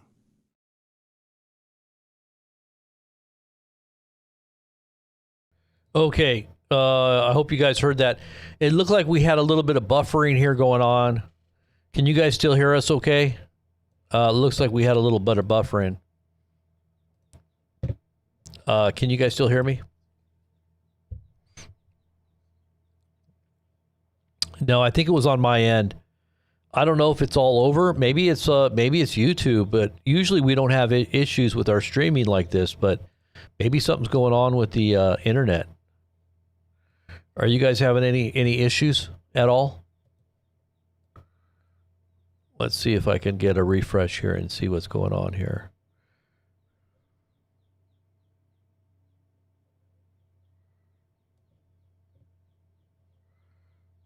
Can you guys see me? Testing 1 2. 1 2 3 test. Like we had a little bit of buffer. All right, so let's go ahead and pull up another feed here. Let's just go back over here to Al Jazeera here. See what they're saying. This took place at 9:45 this morning, and there were two waves at least that we heard here in Tehran, with an interval of about 40 minutes in between. We don't know whether this is going to continue throughout the day, and probably we have just heard, since we have just heard from President Trump that it is going to be probably a sustained campaign. So, I mean, more is expected. The targets are several. Some of them are in Tehran, including the Pastor district, which is where some of the strategic locations there, government sites, are there, including the presidential palace. But we don't have any confirmation that anybody was hurt, particularly high-ranking officials. there are reports of people being evacuated, wounded people evacuated from the Pastor area. Also, the airport of Mehrabad, the second most important airport in Iran, which is here in Tehran, has been targeted. Several streets also were hit. And we have reports from Fars news agency about other cities, including Qum, which is not far from Tehran, and also Isfahan in the center of the country, and Kermanshah. These cities have been targeted by explosions, by missiles particularly. They said missiles. We know that it is a joint operation between Israel and the United States. Lots of reports coming from Israel about places targeted or probably people targeted, but until now we are in a total blackout with regards to official reports from the Tehran government, for Right. Iran government, if there is anybody hurt. And also we're hearing that the revolutionary guy, the guide of the revolution, the supreme leader of the revolution, Khamenei, is not in Tehran. He has been transferred to a secure location. As I mentioned earlier, there is a little bit of panic in the streets. There is a little bit of traffic jams. So people are really apprehending and feeling that this might get worse. Until now, the only report I said is from the police saying that the situation is under control. And we don't know whether the government here is deciding on major reaction. We've heard about that explosion in Tel Aviv, but people are listening and expecting more regarding this conflict, that explosion in Tel Aviv, which we saw, is there any indication that Iran is behind that? Presumably the Iranians would have prepared for this attack and also prepared a response to any attack on their soil. Well, we've been hearing the Iranian officials over the last few days saying that they are ready for peace, but also ready for war, and that there's going to be a reaction equal to the action, and that this time around there is not going to be any compromise with regards to the defense of Iran, also to sending messages to its enemies that any attack on Iran will be reciprocated. So that's why we can expect that probably Iran has been behind this attack, but we don't have any official reports. Remember that there is an internet blackout where we are now, and we're not really getting all the updates in time. Okay, thank you for now. In Tehran there, okay, guys, we got some information now from the Crown Prince that's in exile, the Crown Prince of Iran that's in exile. His name is His Imperial Majesty Raza Pahlavi. He announces an operation to liberate Iran from the Shiite occupation regime. So he's wanting to come back. His father was the Shah, former Shah of Iran back in the 70s, right before the revolution took place. He was a child at the time. And he is now talking about coming back. This is what he looks like here. And he's basically saying, dear compatriots, he's talking to the Iranian people, moments of destiny lie ahead of us. The aid that the President of the United States promised to the brave people of Iran has now arrived. This is a humanitarian intervention, and its target is the Islamic Republic, its repressive apparatus, and its machinery of slaughter, not the country and great nation of Iran. But even with the arrival of this aid, and the final victory will still be forged by our hands, it is we, the people of Iran, who will finish the job in this final battle. The time to return to the streets is near. Now that the Islamic Republic is collapsing, my message to the country's military, police, and security forces is clear. Quote, you have sworn an oath to protect Iran and the Iranian people, not the Islamic Republic and its leaders. Whoops. It says,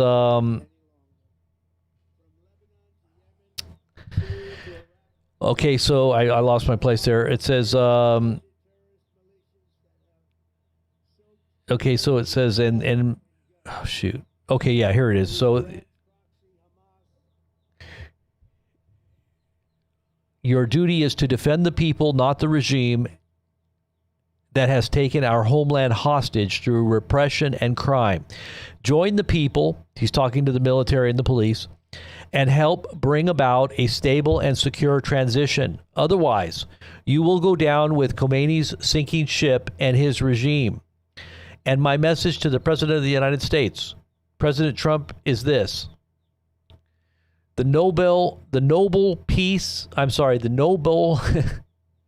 people of Iran, despite the savage repression and massacres of this regime, stood firm with courage for nearly 2 months.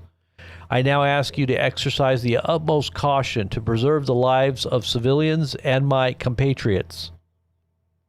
The people of Iran are your natural allies and those of the free world, and they will never forget your support in the most difficult period in contemporary Iranian history. And to you, my dear compatriots in Iran, in these sensitive hours and days, more than ever, we must stay focused on our ultimate goal, reclaiming Iran. I ask you to remain in your homes for now and preserve your safety and security. Stay vigilant and ready so that at the appropriate time, which I will announce to you precisely, you can return to the streets for the final action. Wow. Follow my message through social media and satellite media. I'm sure that Iran is going to lock down the internet like they did before. I don't know how they're going to be able to see all this. It says, if there are disruptions to the internet and satellite, I will stay in touch with you via radio waves.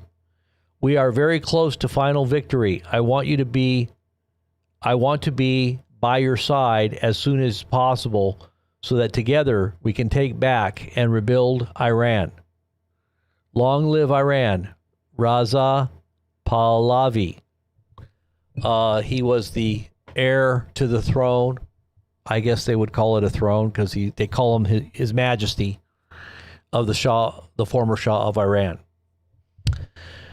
So this is the son speaking to the Iranian people, and this is Trump's speech. Again, they're replaying. They're playing it now for the first time. So we had played it to you guys first. So, like I said, we'll listen to it again and see what the last part is because we kind of had a little skipping of our video there. IEDs, or roadside bombs, as they are sometimes called, to so gravely wound and kill thousands and thousands of people, including many Americans. And we will ensure that Iran does not obtain a nuclear weapon. It's a very simple message. They will never have a nuclear weapon. This regime will soon learn that no one should challenge the strength and might of the United States Armed Forces. I built and rebuilt our military in my first administration, and there is no military on earth even close to its power, strength, or sophistication. My administration has taken every possible step to minimize the risk to U.S. personnel in the region. Even so, and I do not make this statement lightly, the Iranian regime seeks to kill. The lives of courageous American heroes may be lost, and we may have casualties. That often happens in war. But we're doing this not for now. We're doing this for the future, and it is a noble mission. We pray for every service member as they selflessly risk their lives to ensure that Americans and our children will never be threatened by a nuclear-armed Iran. We ask God to protect all of our heroes in harm's way, and we trust that, with his help, the men and women of the armed forces will prevail. We have the greatest in the world, and they will prevail. To the members of the Islamic Revolutionary Guard, the armed forces, and all of the police, I say tonight that you must lay down your weapons and have complete immunity, or, in the alternative, face certain death. So, lay down your arms. You will be treated fairly with total immunity, or you will face certain death. Finally, to the great, proud people of Iran, I say tonight that the hour of your freedom is at hand. Stay sheltered. Don't leave your home. It's very dangerous outside. Bombs will be dropping everywhere.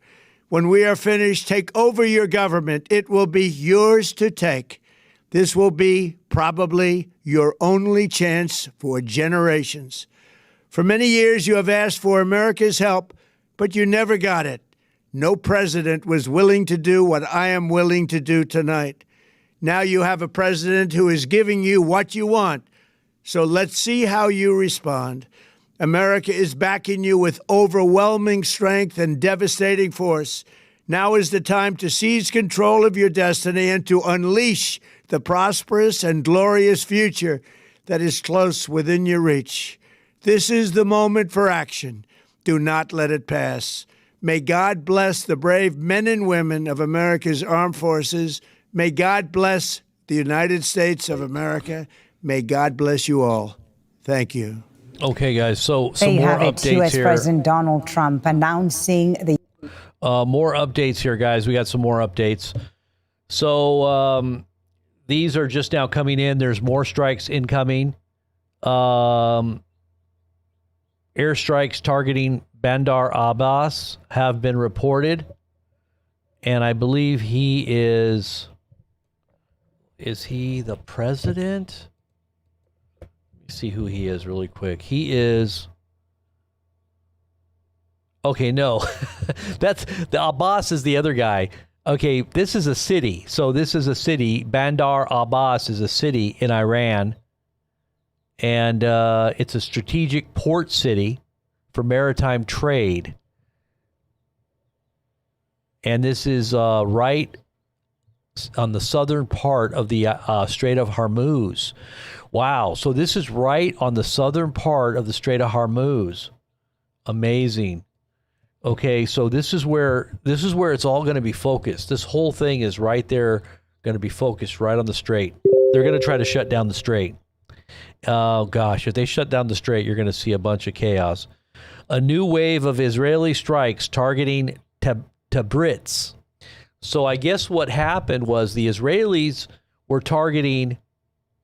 It says here the Israelis were dealing with the ballistic missile sites, and America was dealing with the nuclear and the regime sites. So we took out their government buildings and they're targeting their leaders, whereas Israel went after ballistic missile sites. That's it. Oh, they're going to really turn their ire toward the U.S., it looks like. I think the Iranians are going to really look at the U.S. as to blame for all of this. I'm sure they hate Israel too, but ballistic missile launches detected from Iran against Israel. So, okay, so we have incoming missiles into Israel. All right, so let's see what we've got, guys. Okay, here we go. We got the alerts going off right now inside of Iran or Israel. This is Israel. Let's go to the Israeli Middle East site here. Let's see if we can pull it up here. Oh my gosh. It's going off here. Let's see if we can get another one here, another feed here. Middle East. Let's see if we got these two here. Okay, we've got missile sites going down right now. Israel is being bombarded with missiles right now.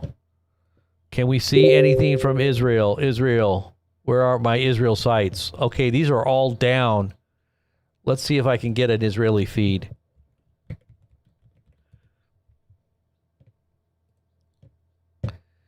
Where is this? This is not it. This is just multiple cams inside of Israel. All of their cams are down. Damascus, Syria. Oh gosh, they're just going off the charts here, guys. The Israelis are under attack right now.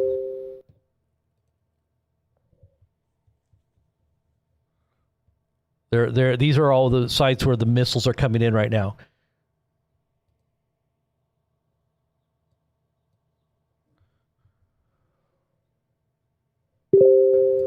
Okay, it's really coming down here.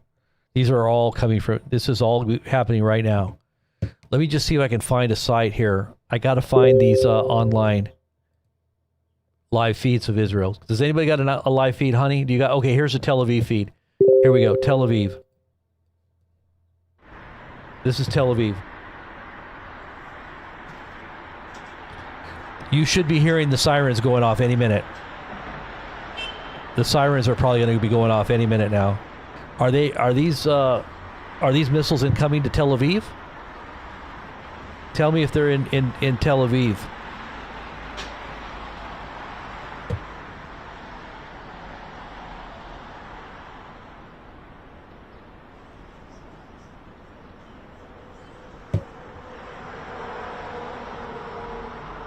Haifa, let's see if we get the Haifa one. Upper Galilee, Golan, let's see, Upper Galilee. I don't think they're in Tel Aviv. Let's see if we can get a Haifa feed. 30 missiles. 30 missiles that are coming in. They've launched 30 missiles. All sirens in northern Israel are going right now. 2 missiles from Iran. They said 30. Okay, so this is let's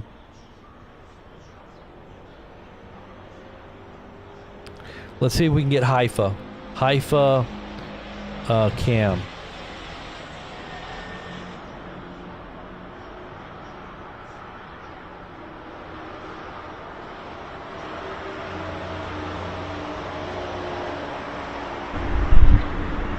Here's Haifa right here. The top right hand.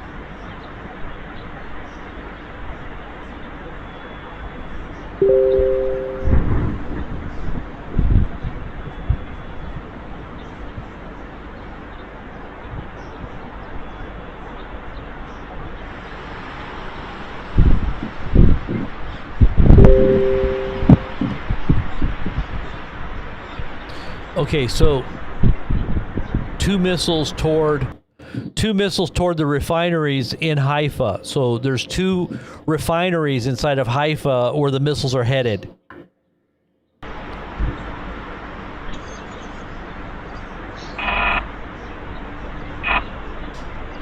So we have two feeds here. This is Tel Aviv, but I think it's coming into Haifa. So the missiles are coming into Haifa right now.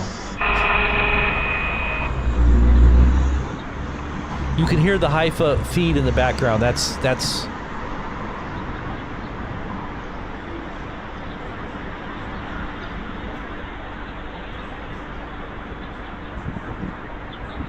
I don't know why they blur it. There's something there that they don't want you to see. Let me turn down this one. I'm going to turn down the Tel Aviv one.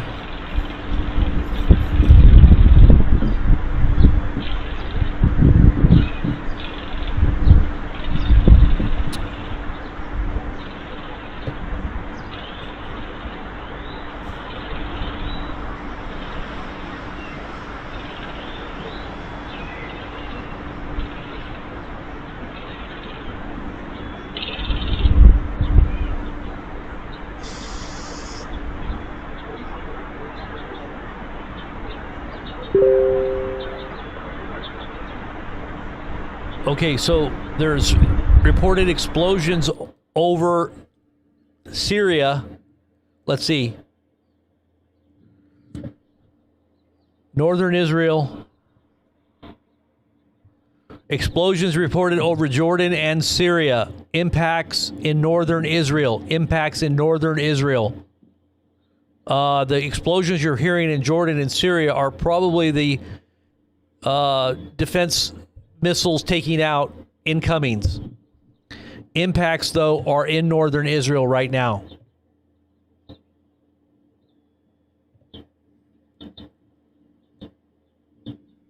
As soon as we get video, we'll show you if there is video, because Israel tries to hide a lot of any kind of footage they don't want going out to the internet. They say they'll prosecute people if they put out video footage of anything like that. Okay. Launcher movements are across Iran right now. Launcher movements. Loud explosions in Galilee, in the Galilee area. Reports of an attack in Tyre, Lebanon. So Israel might be attacking Lebanon right now. I'm not sure. The Chinese Ministry of Defense has said the United States is the largest source of chaos in the international nuclear system. Wow. That's what the Chinese Ministry of Defense said. I told you Trump is the chaos president. He's using chaos magic. I told you guys, that's chaos magic. People may think that he's trying to bring peace, but it's chaos. And I don't think people realize exactly what's really happening here in America. Okay, reports in the Iranian media, the port of Bashur in southwest Iran was attacked. It's unclear whether the nuclear reactor in Bushnur was damaged in the attack. So that's probably U.S. attacking right now. Iran is preparing for revenge and a crushing response to the Zionist regime. They didn't say America. They're saying the Zionist regime. Okay, we've got sirens are now sounding in Jordan.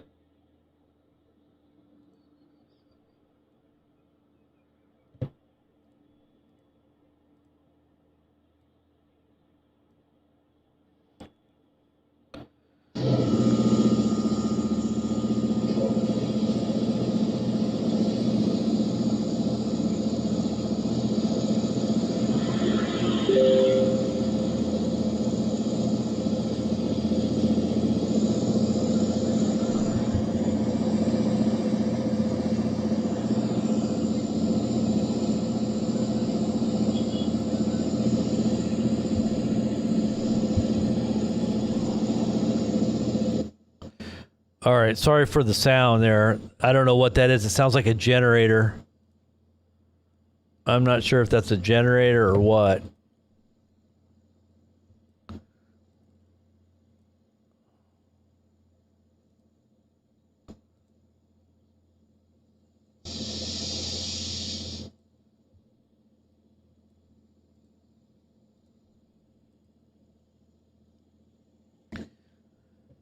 Okay, so there's a lot going on, guys, right now. There's a huge amount of stuff happening right now. And I'm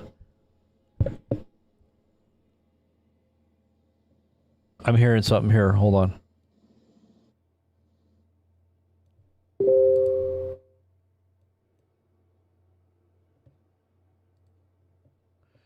Okay, here we got some more information. Prime Minister Benjamin Netanyahu says just now, my brothers and sisters, citizens of Israel, just an hour ago, Israel and the U.S. launched an operation to remove the existential threat posed by the terror regime in Iran. I thank our great friend, President Donald Trump, for his historic leadership. For 47 years, the Ayatollah regime has been shouting death to Israel, death to America. It has spilled our blood, murdered many Americans, and massacred its own people. This murderous terrorist regime must not be armed with nuclear weapons that would allow it to threaten all humanity. Our joint action will create the conditions for the brave Iranian people to take their fate into their own hands. The time has come for all parts of the Iranian people, Persians, Kurds, Azeris, Balaks, Ahwazis, to cast off the yoke of tyranny and bring about a free and peace-loving Iran. I call on you, citizens of Israel, to heed the homeland or the home front's commands, instructions. In the coming days, during Operation Roar of the Lion, we will be required to show patience and resilience. Together we will stand, together we will fight, and together we will ensure the eternity of Israel. The eternity? Really? Wow. Okay. The internet in Iran is down. The internet in Iran is down. No internet inside of Iran right now.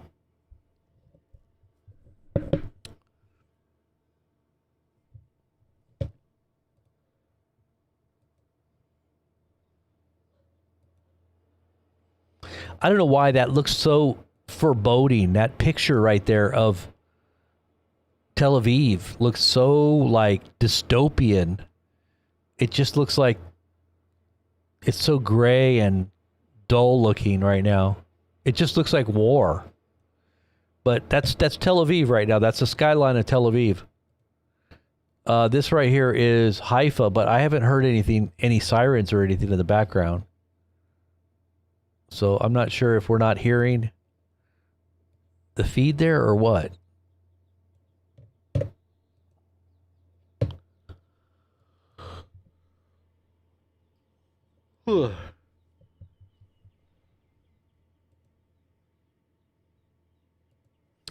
Let's go back to Al Jazeera and see what they're saying. He's informed Congress this was going to take place. This was Donald Trump saying, we have tolerated what Iran has done over a number of years and now no more. Interestingly, coming as they were negotiating with Iran about their nuclear program, and the Omani negotiator appeared on American television just a few hours ago to say that the Iranians had agreed that they would no longer process enough material to build a nuclear bomb, that was a significant concession on their part, that they were moving towards an agreement. They had the heart of an agreement. Donald Trump said he wasn't pleased with the Iranians, but he hadn't made a decision. That was just a few hours ago as well. Clearly the decision was made, and the United States has decided to launch a war on Iran. Alan, just briefly, how long do we expect this operation to last? Of course, we have no idea of telling that. We have no idea what the targets are. We know that the United States will have significant intelligence from Iran. We know that they're working hand in hand with the Israelis. What they will be preparing for now is the backlash. We already saw that with the evacuation of some embassies around the region when non-essential staff were told that they should leave, and they should leave now. That suggests that perhaps, as Donald Trump was saying, he hadn't made a decision. The wind was moving in the direction of an attack. Of course, there'll be allies in the region who'll be concerned, particularly about the idea of regime change. We remember, if you go back to the original Iranian Revolution in the 70s, there was a real possibility for a short period of time after Ayatollah Khomeini returned to the country that people described as radical Islamists may well take over the country. They were eventually defeated. But there is no guarantee there is a clear path for whoever may take over the Iranian government now. It throws up all sorts of levels of uncertainty, something Donald Trump has criticized others for, particularly when it came to the war in Iraq, and it appears he's now walking into a similar situation himself. Okay, Alan, thank you very much. Alan Fisher, Chief U.S. Correspondent in Washington there. It's just past 8 GMT. If you're just... Okay, guys, this is Tel Aviv. This is Tel Aviv you're hearing in the background. Tel Aviv. Tel Aviv. This is Tel Aviv. It's incoming to Tel Aviv right now. Guys, watch Tel Aviv. Here we come. This is it. This is it. This is the big one. What is it going to be? You guys watch closely. Air sirens in Tel Aviv.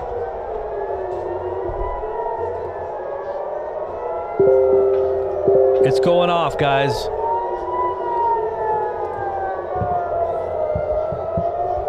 Oh boy. Are they going to get through?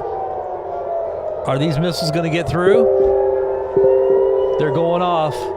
It's going on. There's a whole bunch of them coming in. These are hypersonics. I hear something.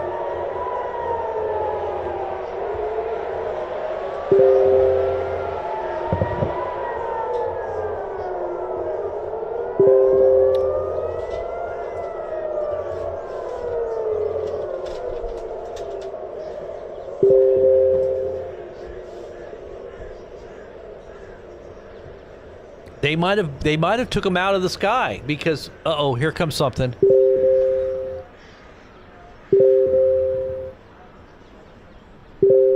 It's a bird.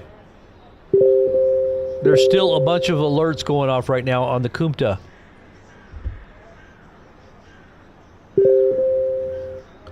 Whole bunch of alerts still ongoing right now. Kumta alerts. The cameraman is panning back and forth because he knows it could come in at any moment. Now, the alarms went off. I don't know. Maybe they got the missiles.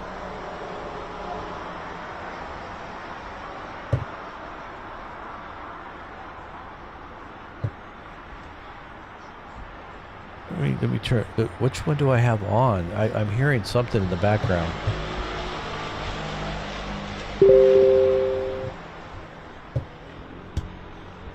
There's still Kumta alerts going off.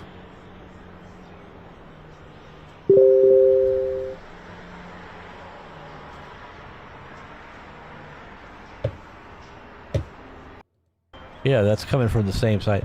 So I guess nothing came in. Nothing came in. Maybe that was what we saw. The Mario had shown this interception here. He just posted this like just a minute ago. So there was some kind of, I don't know if this was a, it looks like a missile took it out, an interceptor missile. Maybe they took it out.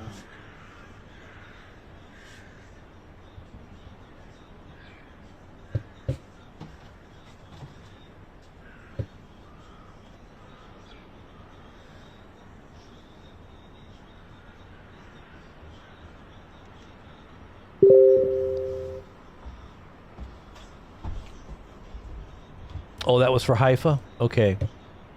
So that was a Haifa intercept. The one for Tel Aviv, though, there was a whole bunch of alerts. My goodness. Okay, sirens at U.S. Naval Base right now. This is Middle Eastern Okay, so sirens at U.S. Naval Base in Bahrain. Reports of rockets fired from Iraq right now. Yeah, central Israel, Tel Aviv was under a huge amount of alerts, and nothing came through on the video.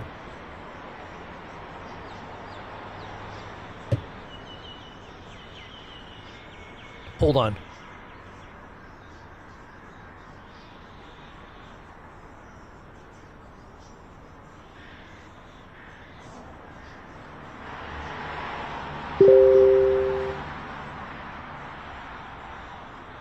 Okay, more red alerts are coming in from Kumta. More Kumta alerts. Let's see, where are they coming from? All right, this is Nimrod, Neve Ativ, Majdal Sham. Let's see, right above Haifa. Right above Haifa. So this is incoming missiles right above Haifa.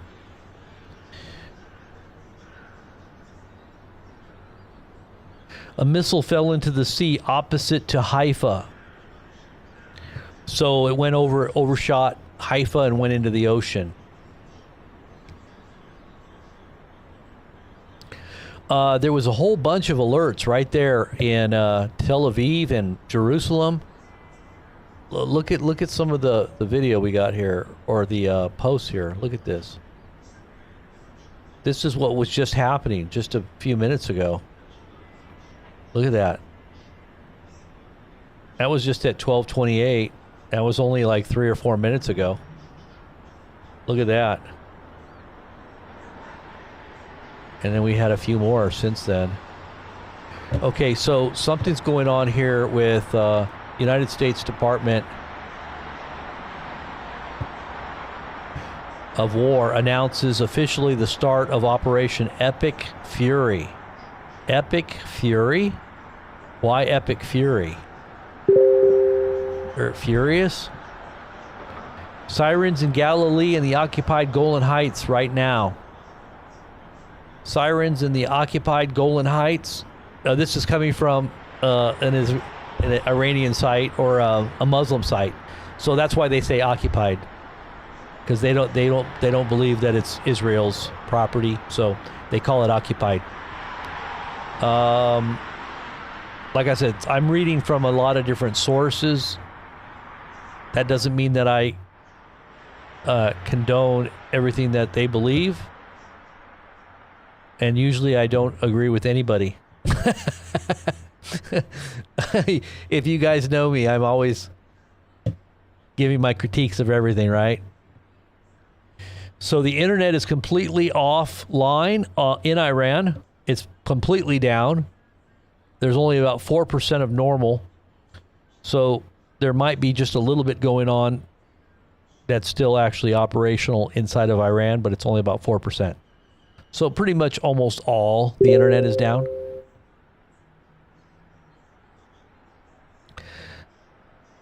Epic Fury, huh? That's what they're calling it. Epic Fury. So what does the scripture say? Woe to you, O earth and sea, for the devil has been cast down to you. And he's filled with fury and wrath, for he knows his time is short. I'm trying to sound like that. I'm really tired. I'm sorry. What's his name? The guy who did the voiceover for Metallica, Number of the Beast. Price. What was his name? Price, or I forgot his name. He always would do the scary monster movies. His voice sounded really creepy. And he would say, his number is 666. Dun, dun, dun, dun, dun, dun. You know what I'm talking about. How many of you guys used to listen to heavy metal back in the day? Missiles launched from Yemen. Okay, so now Yemen is launching missiles. Oh, great. This is just going to turn out to be an all-out world war, guys, as we expected. Yemen, Iraq is supposed to have some supporting firepower in there. You got Iran. Let's see, who else going to join the party? Is Russia and China going to jump in?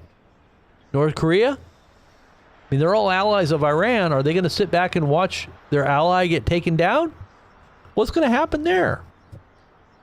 You got Yemen and then all these other countries that are supportive. Here, even in our own hemisphere, we've got southern countries in the south that are probably allies as well. More launches from Iran. All of Israel is receiving notifications to be in bomb shelters at this very moment. So there's more launches, guys. More launches have just been initiated from Iran. Sirens all across Israel. Missiles keep coming.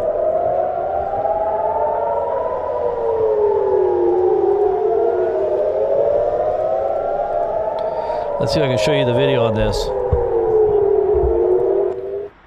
Yeah, that was where is this at?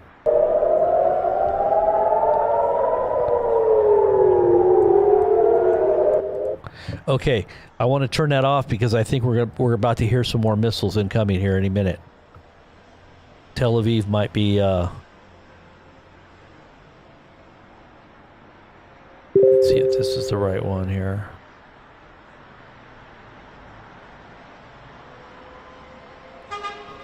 This is Tel Aviv.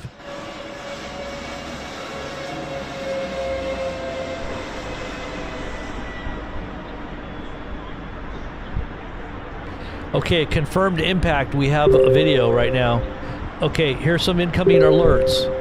Incoming alerts now coming in from Kumta right now. Let's see. I'll show you the impact inside of Israel in Galilee right now.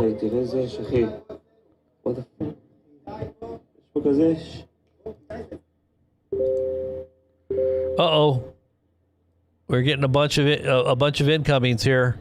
This was the impact in Galilee.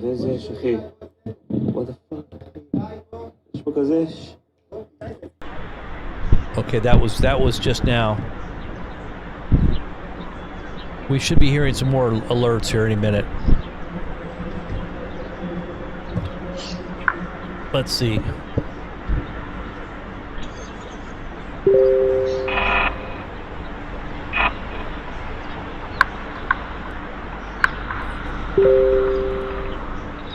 Massive alerts north and center.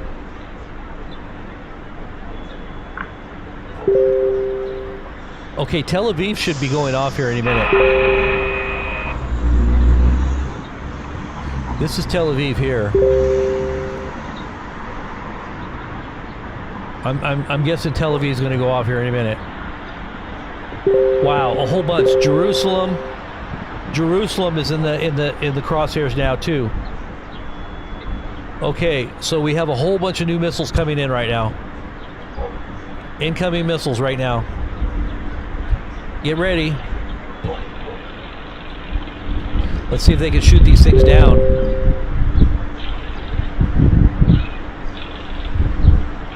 I always told you I'd be covering. Did I not always tell you I'd be covering the Third World War and the apocalypse as it unfolds? Well, here we are. It's happening. I've had a lot of practice. Okay, we got lots of alerts coming in right now. Let's look at some of these alerts. You'll hear it in the background when it comes in. These are all the alerts that are coming in right now. Oh my gosh. Let's see where it's coming from. It should show some pictures here. Let's see. Where are all the pictures? No pictures? What? Usually they give you kind of pictures. Okay, so these are all the different places right now.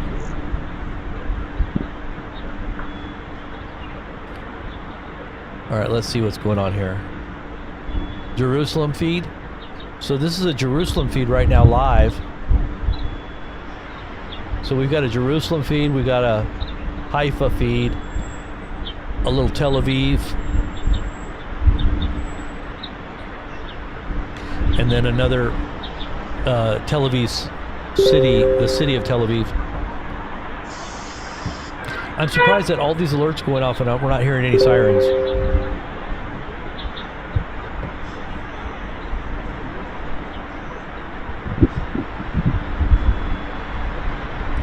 Okay, so we got a couple of different views. We've got this view of the old city. We've got this Dome of the Rock.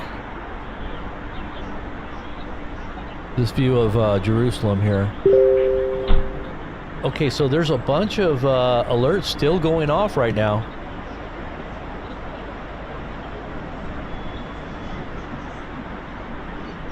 So it says Tel Aviv right there. So I wonder if we're going to see anything on Tel Aviv.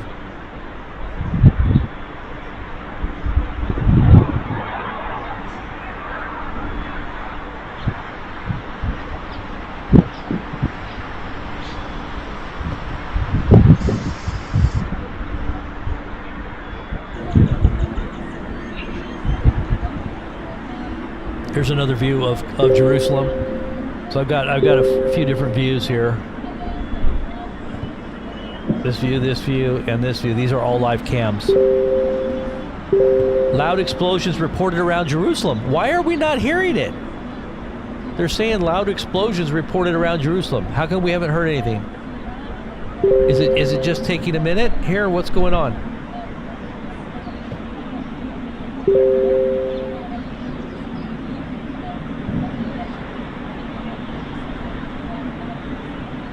What is going on here? There's a whole bunch of alerts going off right now. It's not, I don't see anything on the feeds though.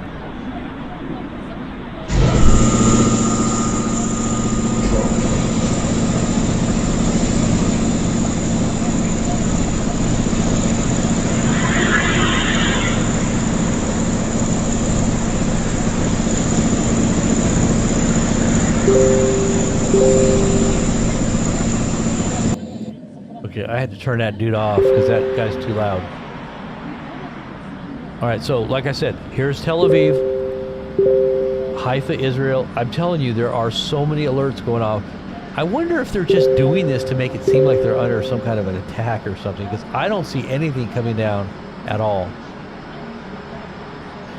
Smoke spotted rising from 2 locations in Haifa.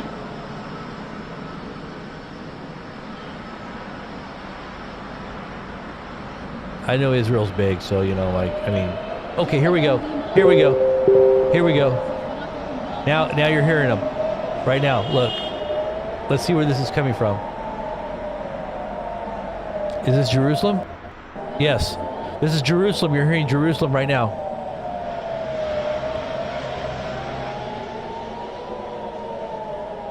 So this is in Jerusalem. You're hearing these sirens. You're also hearing it in Tel Aviv. So let's do both. Tel Aviv and Jerusalem. Like I said, we got all the different feeds here so we can see it from any angle. I think this is a good angle right here.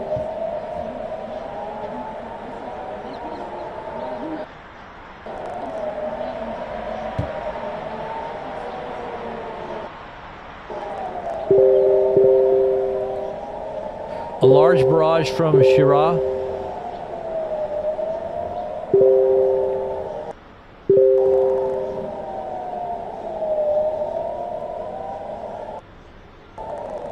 It keeps cutting out. As soon as I see it, I'll zoom in on it.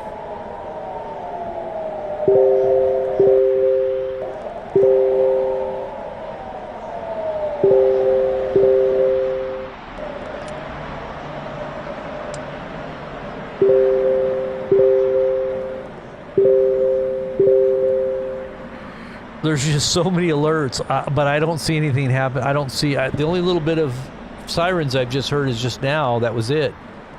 And we're looking over the whole. Oh, something just hit. Something just hit. Where did it hit? I don't know. Something just hit. I'm trying to find out where it's at. Oh gosh, something just hit. Where did it hit? I'm looking, guys, I'm looking. I can't see it.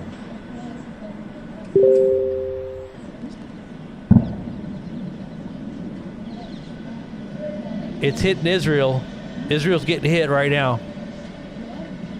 But I don't know where. I can't see it. I'm looking at all these different feeds right now to see if I can find it.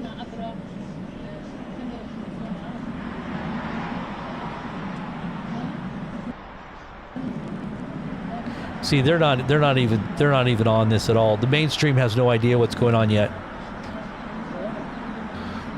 Okay, so they're interceptions over the West Bank. So maybe they were interceptions before they actually hit.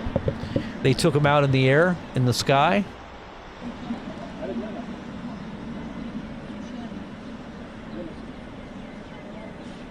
It looks like they might have took them out before they hit. The Yemeni Houthis announce they will start attacking ships in the Red Sea again. So the Houthis are going to start attacking ships in the Red Sea.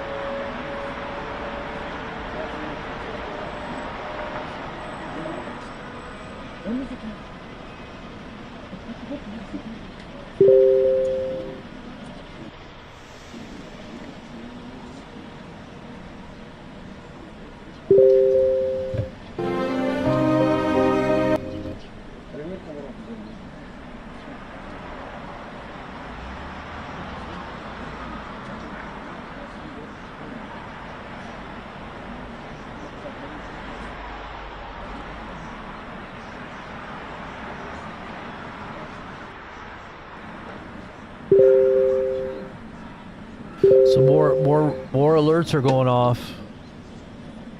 I'm still seeing alerts popping off. Lots of alerts.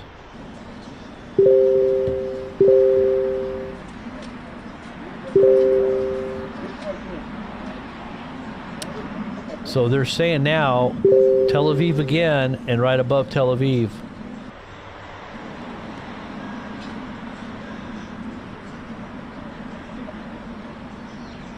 Yeah, look at that. Jerusalem and Tel Aviv. So there should be some more incomings coming in here.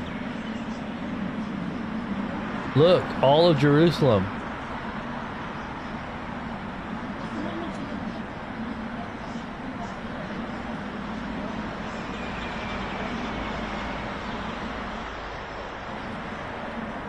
Or Haifa.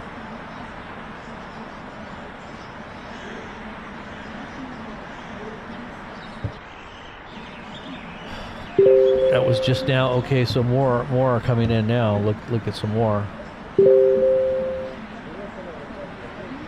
These are just now coming in right now. Look.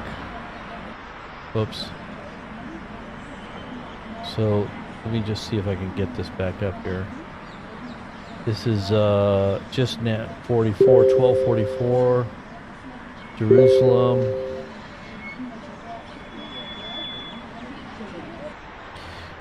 New sirens near Haifa and Galilee is what they're saying now.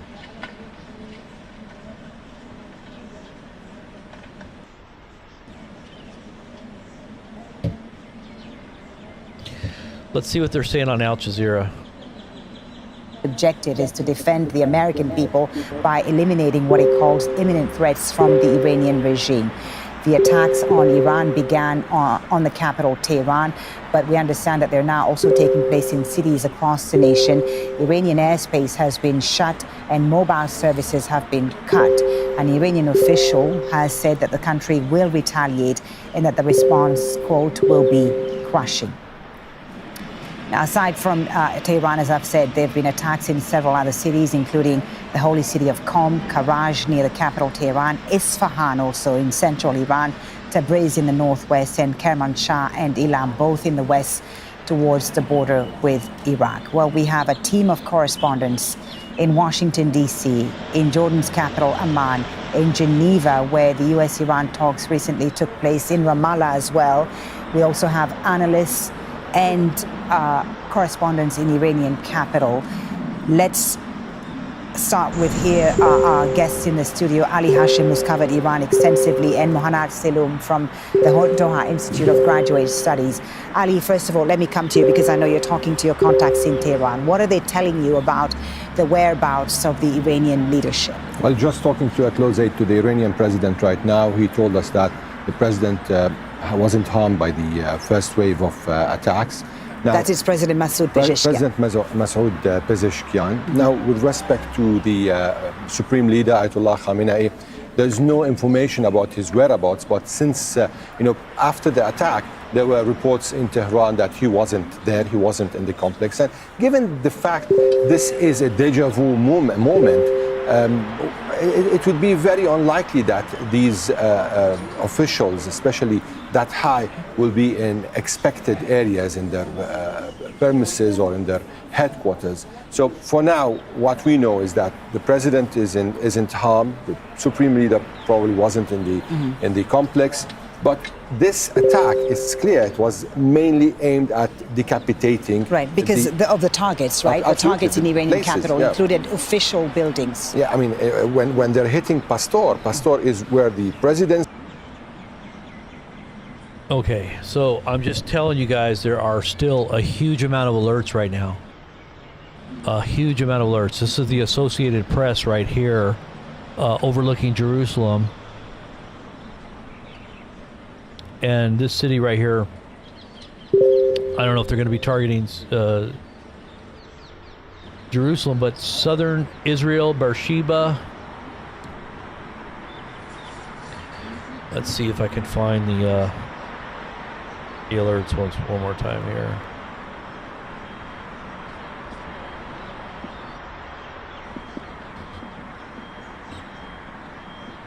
I do hear something in the background there. Haifa.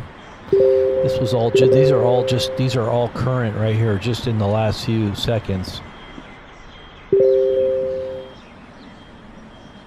Haifa. So Haifa is being targeted right now. Haifa. So we should be seeing something in Haifa.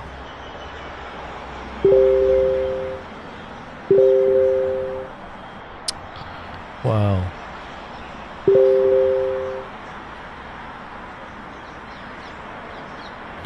This is Haifa. Several impacts in Tehran at the moment. New.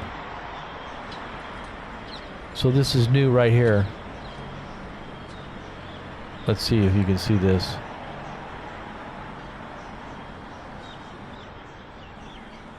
This is new right here. Inside of Tehran.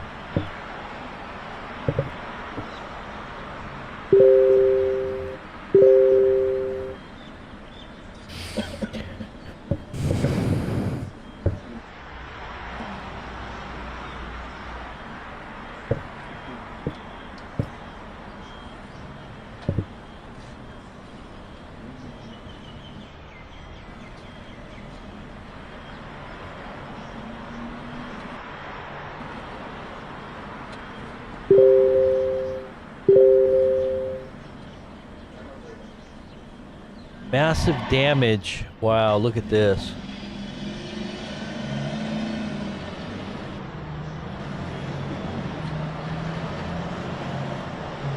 Wow, look at that. My gosh, look at that. Those are probably government buildings.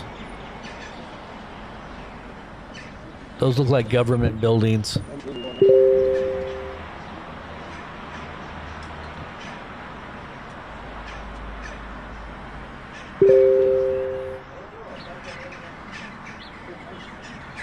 Wow, look at that. There's somebody dead down there, look.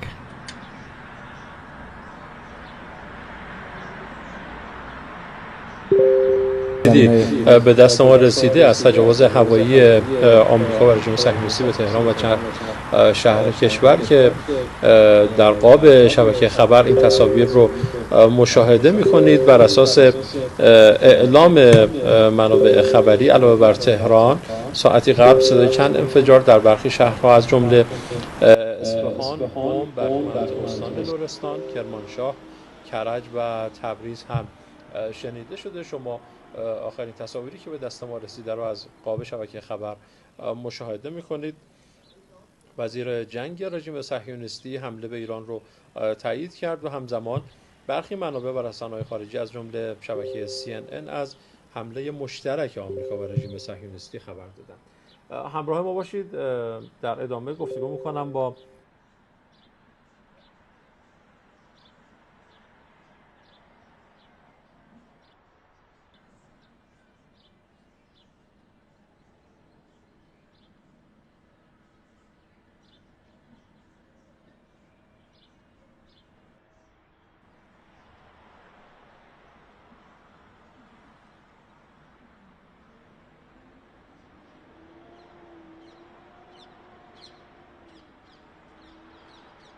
Assembly. It's also on the other side, Jamhuri Islami towards the south from there, the house of the Supreme Leader, and hitting towards the east, there's the IRGC command. So it's clear that these are kind of clear attacks on the heads, on the command and control.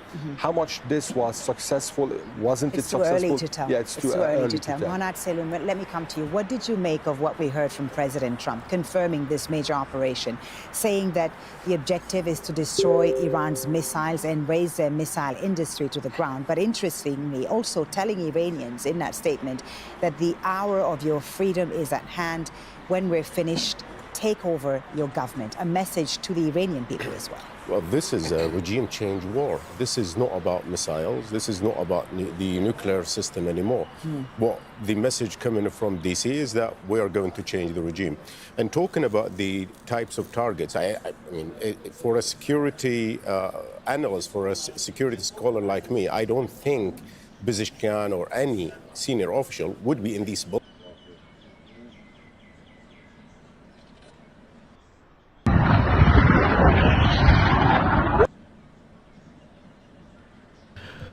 So that looks like it was just something, just a Tomahawk cruise missile was just spotted over Tehran, Iran. Wow.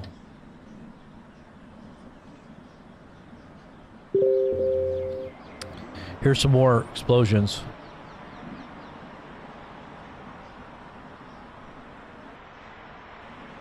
Oh, it's just a picture. Okay. Say the other side of the story is the Iranian regime. Obviously, they have a plan for this. They knew what is coming, and also they have. All right, so we got some more breaking news. A U.S. airbase in Bahrain was struck by Iranian ballistic missiles. A U.S. Navy airbase in Bahrain was struck by Iranian ballistic missiles. A U.S. Navy airbase in Bahrain was struck by Iranian ballistic missiles. It says the Iranian missiles are targeting Al Udeid Air Base in Qatar as well. So Qatar, however you say it, is under attack. Al Udeid Air Base in Qatar is under attack right now. They're under attack at this very moment. Is Iran looking at this as an existential threat, and they will definitely respond. All right. Briefly, Ali, on President Trump's message specifically to the Iranian people, telling them this is the hour of their freedom and that they should take over their government. How will they receive that message, Iranian people? Of course, many of them, as we saw in the last month or so, came out on the streets to protest against their government and their government's policies. But will they welcome this U.S. intervention? Well, there are two messages I heard in President Trump's speech. One towards the armed forces, calling on them to lay the arms, and they will be immune. And the other one is towards the people. Now, given the experience of the last war, the June war, and of course there are different contexts for this and that, these are 92 million people. Mm-hmm. Of course there are some people who are happy with this. And of course there are some people who are ready to defend the system. There's a very solid bloc, ideological bloc in this country. And there's also those who want to their lives to be safe. So it depends on who this message is falling on. Right. And at the same time, this is a very securitized country. In the last war, we saw how they were taking care of the situation on the ground, the checkpoints, how things were going on. So I think these layers are being dealt with, but also it depends on the sleeper cells on the ground. We heard a few days ago about an attack close to the leaders. Okay, they're also saying rockets were fired from Iraq. So you also have rockets being fired also out of Iraq. Yemen, Iraq, Iran, two U.S. bases now have been targeted, one in Bahrain and one now also under attack at this very moment in Qatar. So this is very serious, guys, very serious moment. This escalation is going to continue to get more and more intense as the hours go on. So let's continue to listen. I'll let you, every time I hear an update, I'll bring it to you guys. New explosion or new sounds of explosions in the city of Dizvul. Dizvul is in the southwest of Iran. We have, that's almost confirmed that these attacks are continuous throughout the day. We have talked a bit earlier about Kerman. All right, I have the visuals now of the attack on Bahrain. So here's some of the visuals of the attack in Bahrain. Let's see. Wait, I went the wrong way there. This is the visuals of Bahrain. So this is a U.S. air base. Let's see here. They're saying this is Bahrain. Okay, so is that Bahrain? I don't know. I guess that's Bahrain.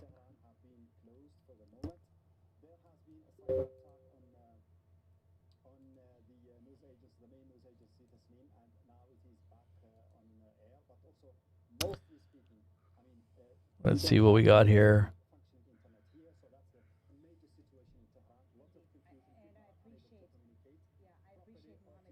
Okay, so it says Bahrain's Interior Ministry announced the activation of alarms warning of missile launches in the country. Residents were instructed to stay in protected areas. Israel, is that something you're able to confirm to us? No, not so far. We can't confirm that because until now, as I said earlier, there is no official report from the Iranian government. We have semi-official sources like Iran, like IRNA, and so on. They are talking about what is going on, and Iran has always, during the last few days, promised vehemently that it is going to react to any attack on its territory. So it's not impossible, it's not improbable or illogical that they are doing that, but we don't have any confirmation of those attacks. Let me tell you that, there are reports also from these semi-official agencies that President Pezeshkian is safe and in good health, and also that Khamenei, the supreme leader of the revolution, has been moved to a safer location before these attacks. So he's not in Tehran, and he's also safe and in good health. And what about the Iranian people, Mohammed? Earlier you told us there was a bit of panic and chaos on the streets. Are people sheltering in place? How worried are they about what might happen next?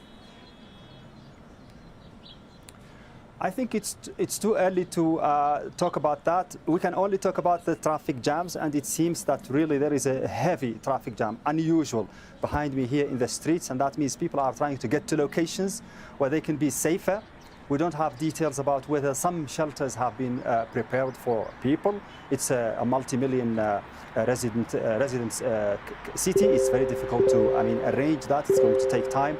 But the reports we hear from unofficial sources, semi-official sources, that the government here, the authorities, are taking all precaution measures and also are preparing for a major reaction to what happened this morning. Okay.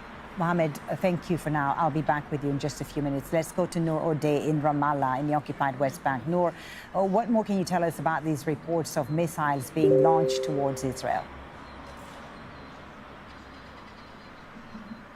Well, the Israeli army fully has issued a warning. The Home Front Command has issued also warnings and sirens telling residents of the Galilee and the Upper Galilee that missiles from Iran have been sighted and that they they are headed towards Israel. Several warnings and messages have been received on people's phones. I can tell you right now, receiving in Hakad in Margiliot, in areas. Okay, I got some intel here from one of the Telegram channels. It's saying here,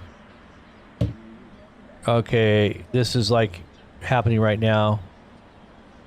They say this is Intel Slav. It is reported that at the moment, more than 20 Israeli fighter jets, are flying over Palmyra in Syria, headed toward Iran. At this very moment, 20 Israeli fighter jets.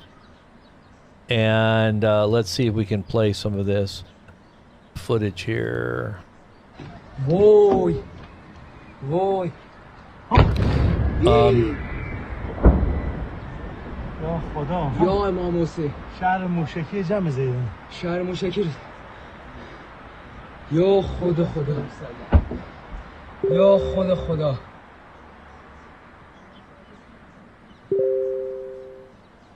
Okay, it looks like there's more missiles coming into Israel right now. More missiles coming into Israel. I'm seeing more look at all these Kumta alerts.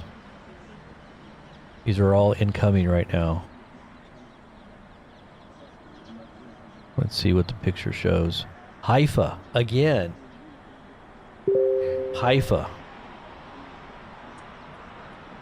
Above Haifa, all over Haifa supposedly. These are all warnings. I don't think those are impacts. Those are just warnings of areas to be looking for missiles to come in.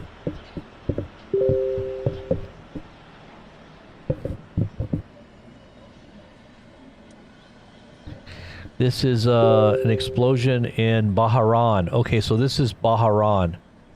Right here, look at this. Red warning. Ardent shelter immediately. Shelter in place. Missile threat warning. Seek ardent shelter immediately. Shelter in place. Wow. They got the shelter in place. It's sounding like it's an American voice. This is in Bahrain. It says home to the U.S. Navy naval base and the 5th Fleet headquarters. Listen again. Listen again. Missile threat warning. Seek ardent shelter immediately. Shelter in place. Missile threat warning. Seek ardent shelter immediately. Shelter in place. Said missile warning, shelter in place. Missile warning, shelter in place. There are major alerts going off right now off the Telegram chart here in Israel. These are just one after another after another.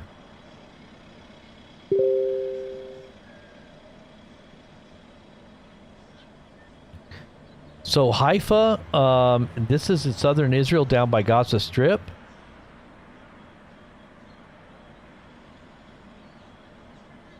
And I don't hear anything on the feeds because I've got all the feeds going right now, and they're all with voice. So I can hear if something's going on. You can hear these sirens. These are all just going off the charts here. I'm just looking at where all these are going to hit, supposedly. Okay, sirens are now sounding in Kuwait near an American military base in Kuwait. So they're targeting American bases.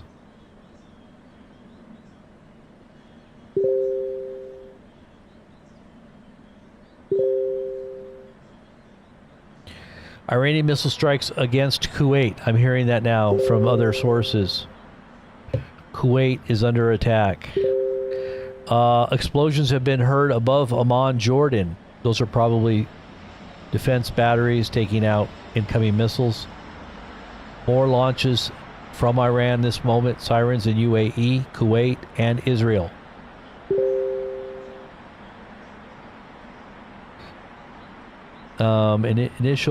Israel's initial strike was to kill as many Iranian leaders as possible.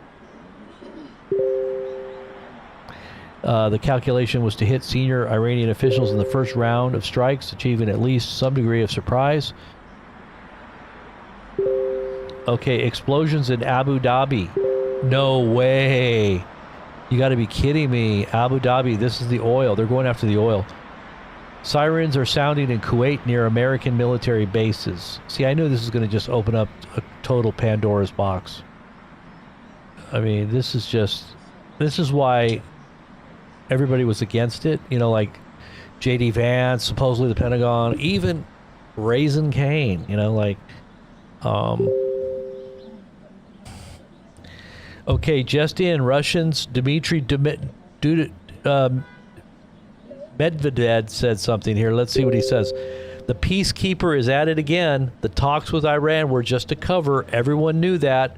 So who has more patience to wait for the enemy's sorry end now? You know what they're saying? The sorry end is going to be, they're talking about the U.S. and he's talking about the U.S. The end of U.S. That's what he's saying right there. So who has more patience to wait for the enemy's sorry end now? The U.S. is just 249 years old. The Persian Empire was founded over 2,500 years ago. Let's see what happens in 100 years or so. He's basically saying the U.S. is over. And you know what? You know, with the way we're going here, you just got to wonder. It just looks to me very stupid what we're doing. I mean, I don't think people realize what we're doing here.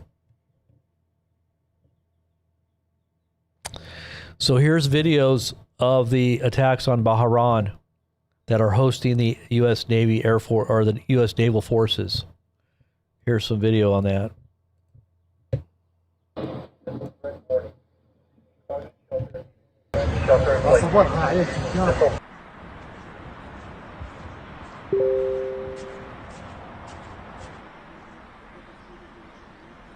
So that did look like some footage from a ship. Was that a ship? Was that a U.S. ship? No, maybe not. Excuse me. Let's see what else we got here. More Kumta alerts going off.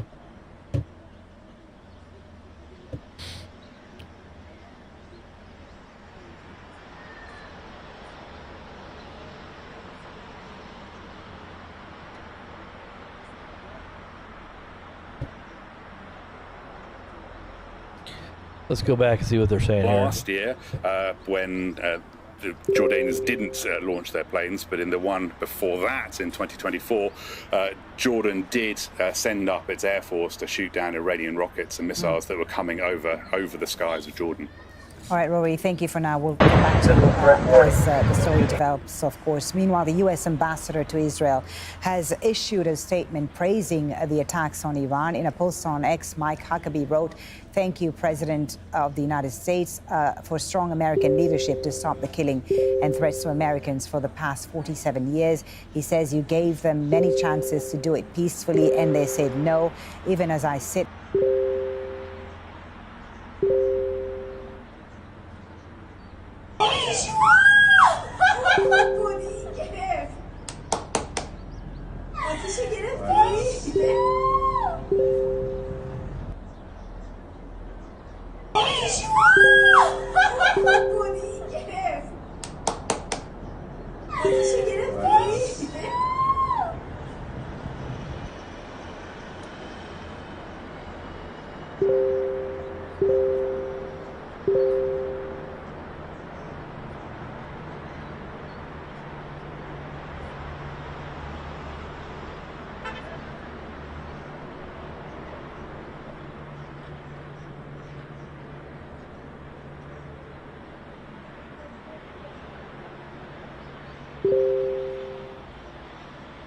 So it says here that an intense.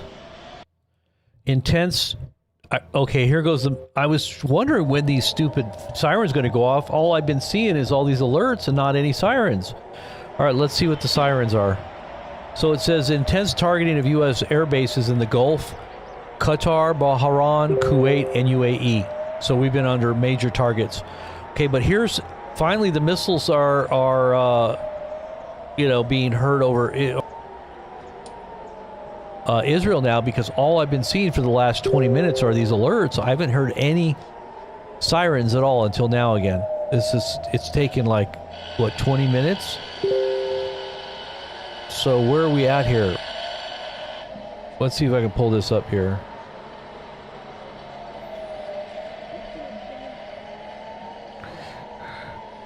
This is Tel Aviv.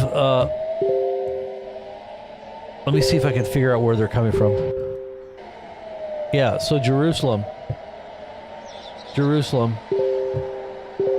But, just that they're off the chart here, all these alerts.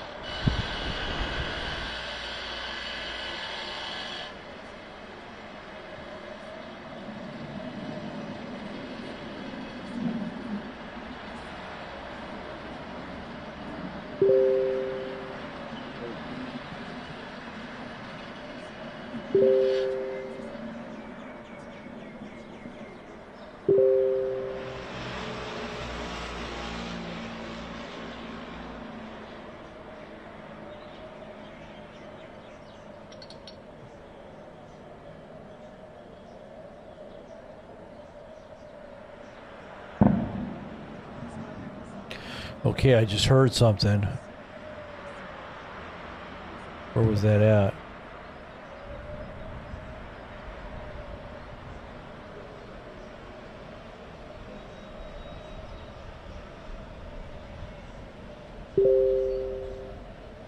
Something was some big explosion just happened.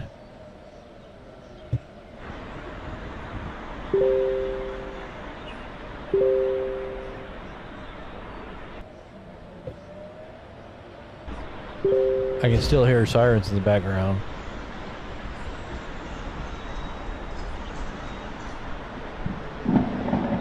Uh-oh. I heard something. Oh, it looks like right back there. You see it back there? Look, right there. There's a missile or something that went up right there. You can see it.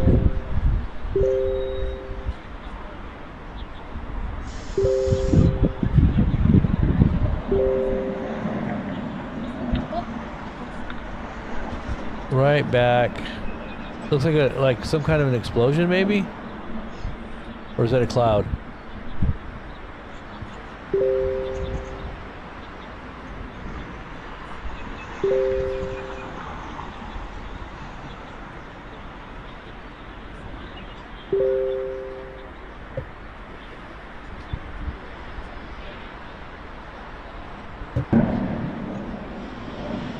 Yeah, I heard another one.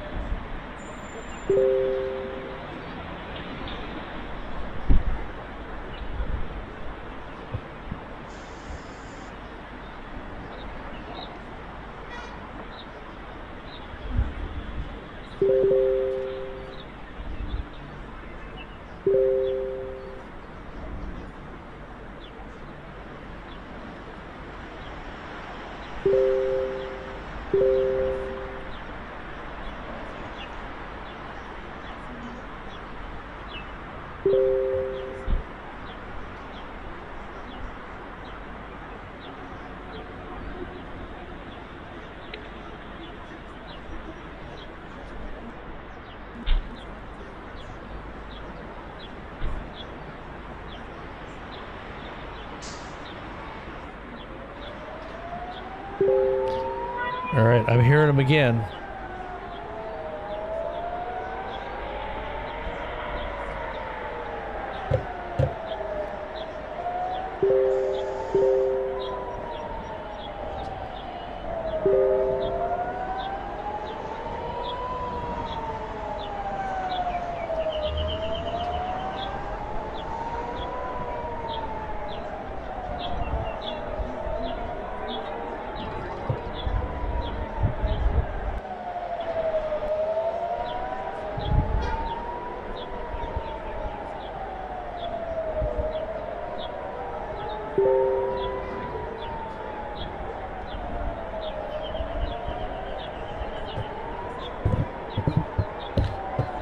Okay, guys, we got some huge news.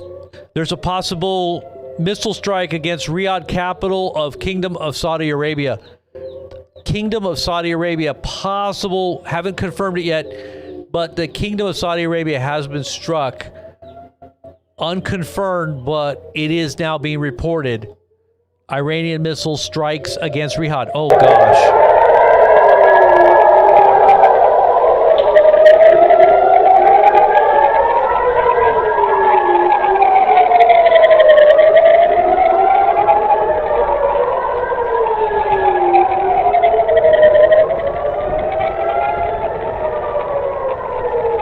Top left-hand corner, you see all the smoke over there? Top left-hand corner up there at the top left, you'll see some smoke. Iranian missile strikes in Riyadh, the capital of Saudi Arabia. Oil prices are going to skyrocket. As I said, 4 times the price you see it at the pump. No, something just happened. Something has just happened.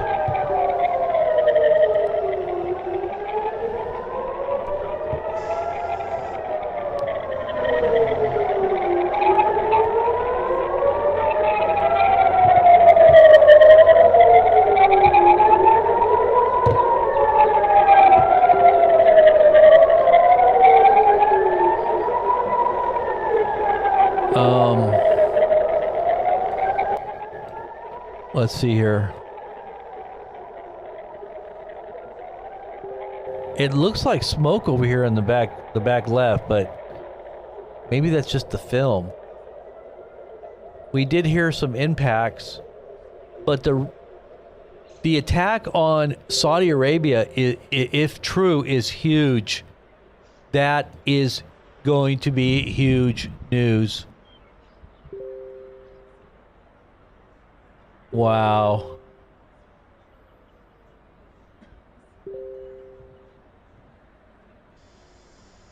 If true, that is huge news.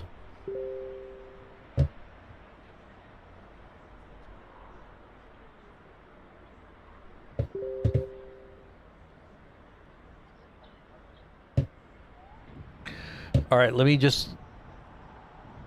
Iran has struck Israel once again. Look at this. Okay, so we got visuals of what just happened in Iran. I mean, in Israel. Okay, here is some visuals.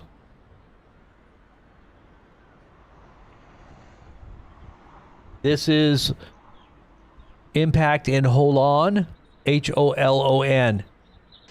אתה חושב שעד שלא מסיים כולם הוא לא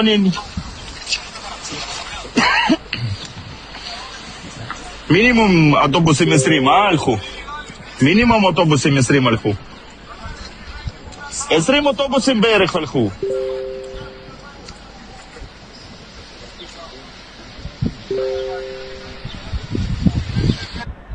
That's Israel right now. Israel's got still huge amounts of alerts going off right now. Lots of alerts going off, guys. Interceptions above the skies of Tel Aviv. Sounds of explosions right now. Why are we not hearing it? This is Tel Aviv right here. Why are we not hearing it? Are we on a delay or what? What the heck's going on here? This is, didn't we have a Reuters, oh, an Associated Press. Let's see if Reuters has a feed. Reuters usually has a feed.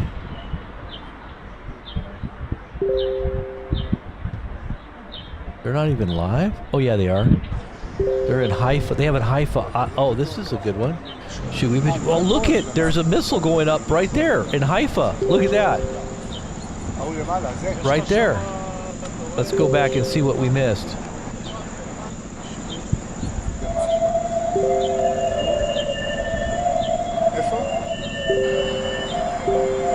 Okay, look. It just went up right there. You see that?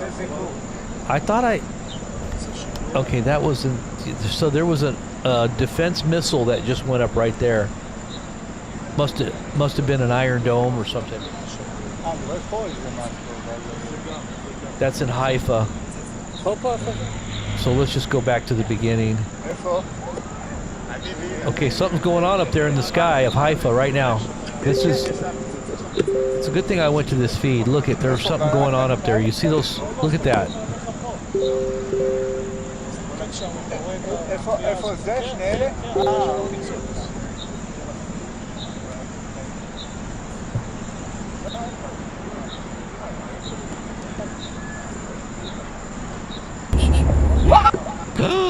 Oh my gosh.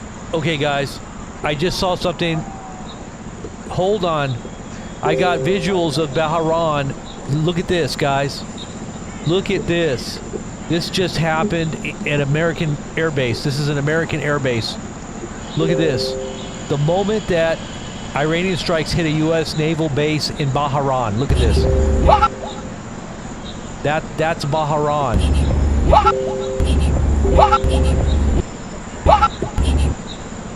You see that missile coming down? Look.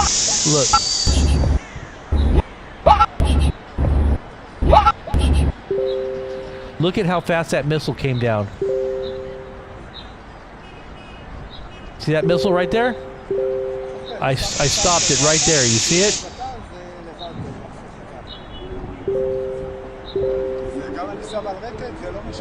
See it right there? That's the missile right before it hits. נשמע שיש שומעים? תנועה רצינית. פיצוצים. וואו. פיצוצים. מה זה?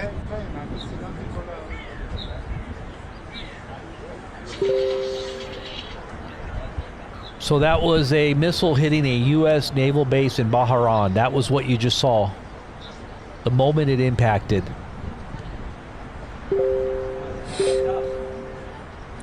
What you're looking at here is Reuters' view of Haifa.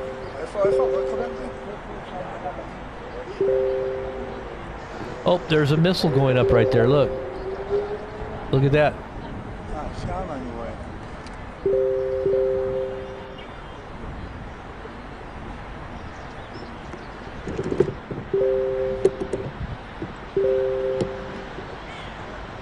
Still a huge amount of alerts in Israel right now. Just it hasn't stopped.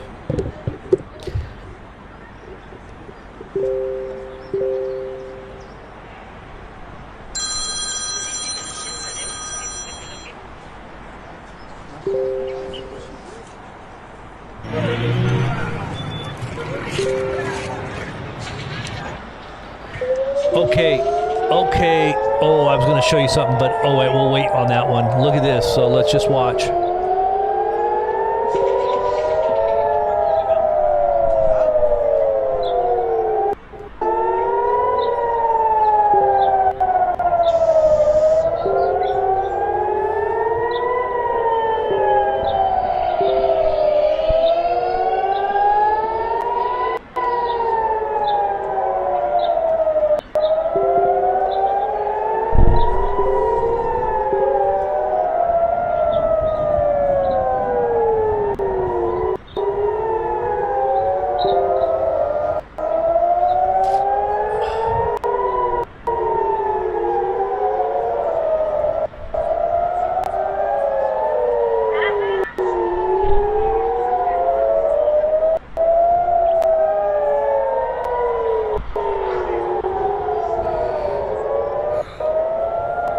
Thank you very much, J-Bar. God bless. God bless you. Thank you so much. So this is, we're just looking right now at Haifa.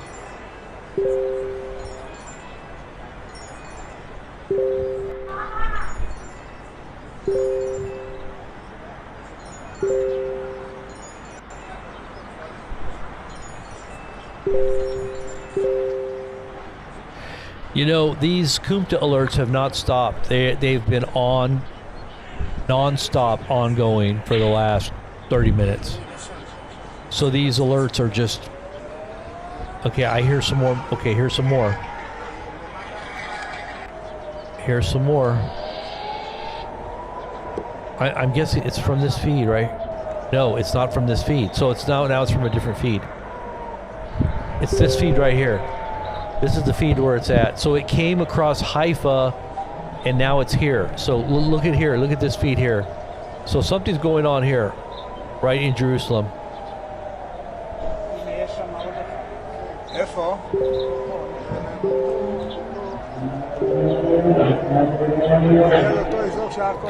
Sirens are going on all throughout Israel right now. All throughout Israel. I think they just want their population to be bunkered in. I don't think they want anybody out right now. And they're just putting these sirens out all over.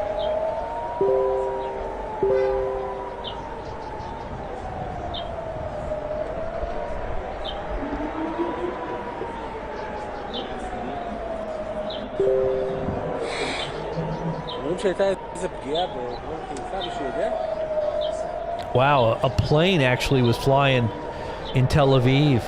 Is that crazy? Is that Tel Aviv? Yeah, that was a plane that was just flying there. I'd be hating to be in a plane right now.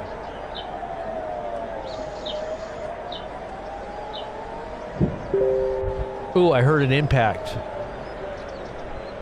I heard an impact.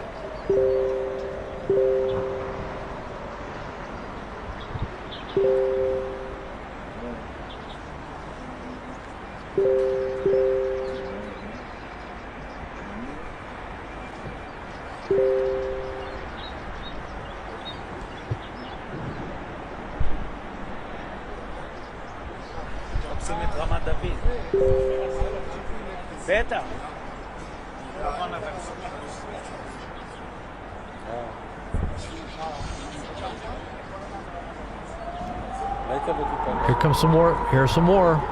This is where they're coming from. I can usually tell where they're coming from by just turning off the sound.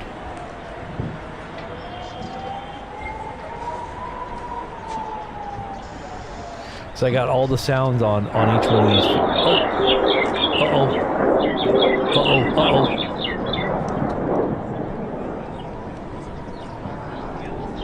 Where is this coming from?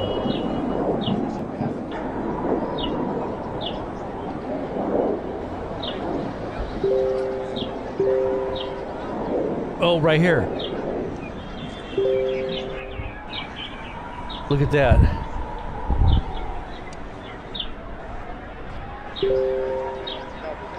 That's right there in Haifa. Port. Okay, so something huge is going on right now.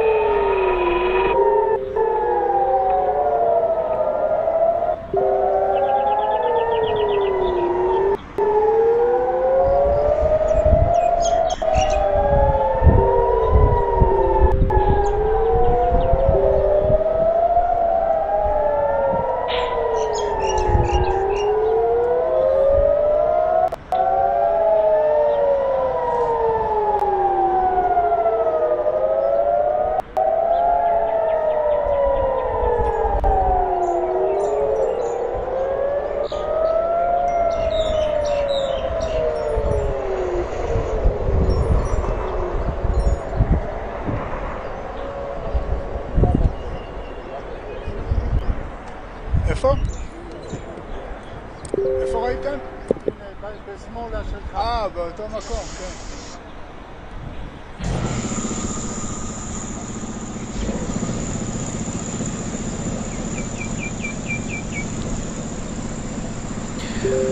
All right, so there's also unconfirmed reports right now. These are unconfirmed reports. Let me go ahead and let you know. Okay, so confirmed. Iranian. These are confirmed reports. Iranian missiles attacked Al Adid Air Base in Qatar, Al Salam Base in Kuwait, Al Dhafar Air Base in UAE, and the U.S. 5th Fleet Base in Bahrain. So all of those bases of the U.S. were attacked. Those are confirmed. Now, I also have some unconfirmed reports, as I would say unconfirmed because we don't know yet for sure. But they're saying unconfirmed reports of the targeting of Muwafaq Salti base in Jordan. And I'm guessing that's another U.S. base inside of Jordan. Iran is firing missiles nonstop at Israel. Red alerts are issued every couple of seconds. This is a barrage more intense than anything that we have seen. Okay, and then we have another report here.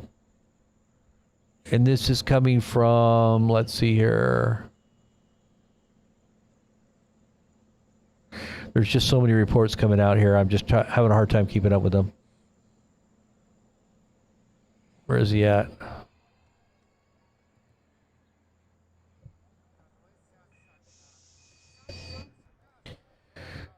Sirens are sounding at Victoria Base near Baghdad International Airport. Okay, so something is happening out there. Let's see. There's just a continual barrage of alerts now on Qumta. So, yes, Baghdad International Airport, sirens are now sounding.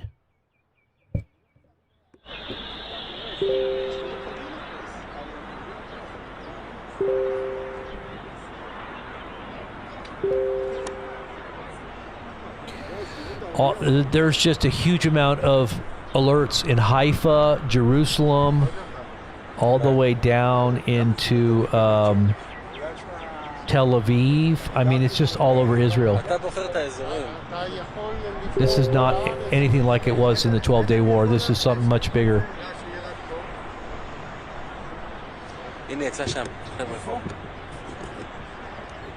Look at the sky over the Middle East right now. I'll show you some visuals. Look at the sky. No planes. Everything is just completely empty. Over Iraq, Syria, Lebanon, there are a few planes in Israel and Jordan, but that's it. It looks like there was a missile launch there. Look. Another missile launch right there. Did we just miss that? Let's go back and see if we can see that. Yeah, see, they zoomed in on it right there. Watch. Oh, wow. See it right there? Right there? Oh, wow.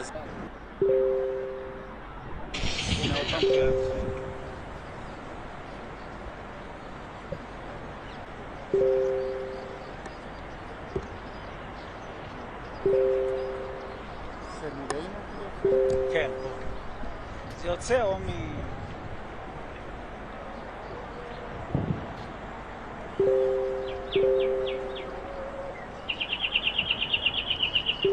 Okay, so I see the strike on the U.S. Air Base. I got video of it. I've got strike on the U.S. Air Base in Kuwait. Okay, here's the one in Kuwait. Look at this. This is in Kuwait. I gotta post this.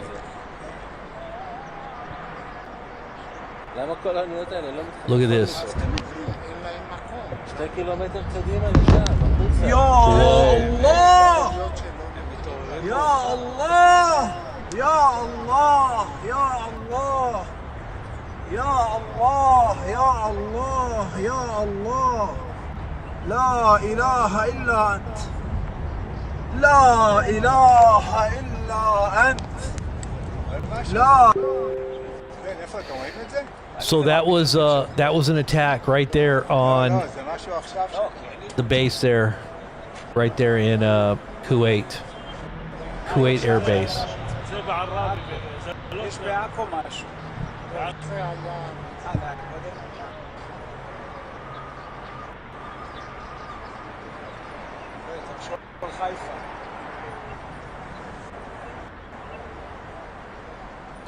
Oh my gosh, an American sailor American sailor records the actual attack on Bahrain. Oh my gosh. Let's post that. Hold on. Look at this. Did you post it? No, I'll post it. It's not downloading. Oh my gosh. What in the world? Bro. Oh shit! Oh fuck! Oh shit! Oh. The dude is like freaking out. Oh shit! Oh fuck! Well, what did you think? Dude, they Oh got my god. They got hypersonic missiles, man. What do you think? Dude, fuck me. You didn't think they were fucking gonna missile hit? actually got through. Oh, there's more. I gotta get the fuck out of here. Well, dude, they got hypersonic missiles, man. What did you think? My goodness.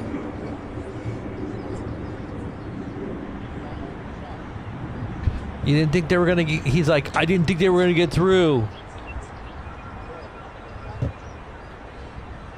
All right, so you guys want to see that one? Watch this.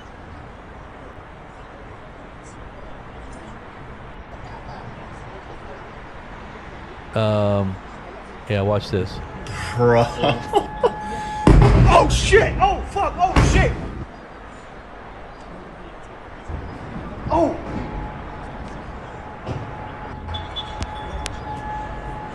Oh shit! Oh fuck! Oh my god. Oh. Dude, fuck me. A fucking missile actually got through. Oh, there's more. I gotta get the fuck out of here.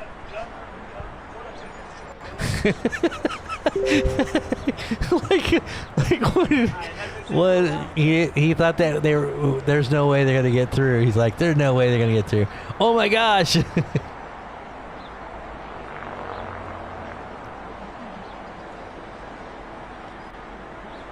Sorry for the language there, but that's a sailor for you. That's why they call them sailors. They swear like a sailor, right? Isn't that what they do? They swear like a sailor. Yeah, so they got sailor language. Okay, so this is some visuals out of manufacturing plant in Azerbaijan province in northern Iran.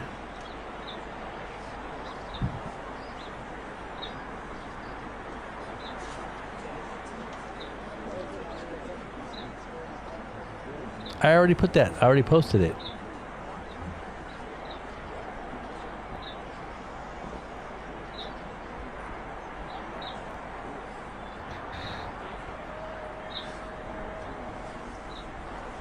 You did a double post.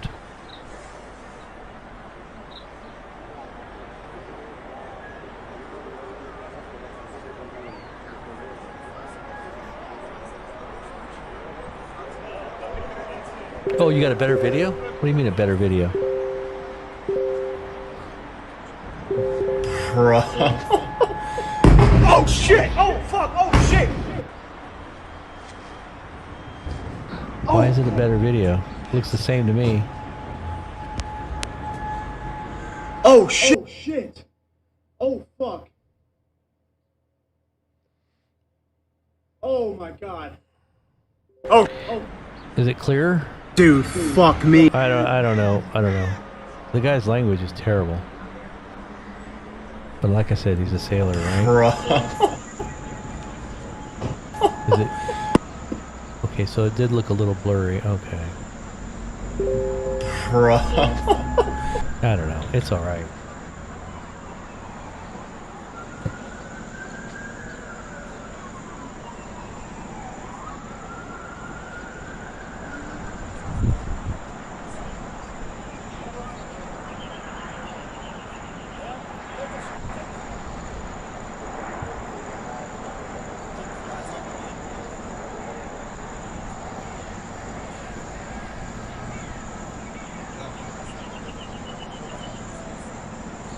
You guys saw that, right? I think I showed it to you, right? You guys did see that, didn't you?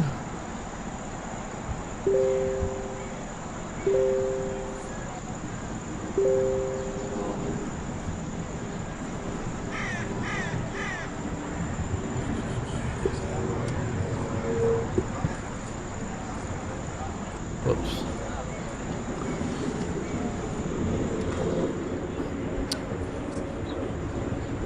I'm hearing some airplanes or something going on up in the sky there. Let's see what we got here.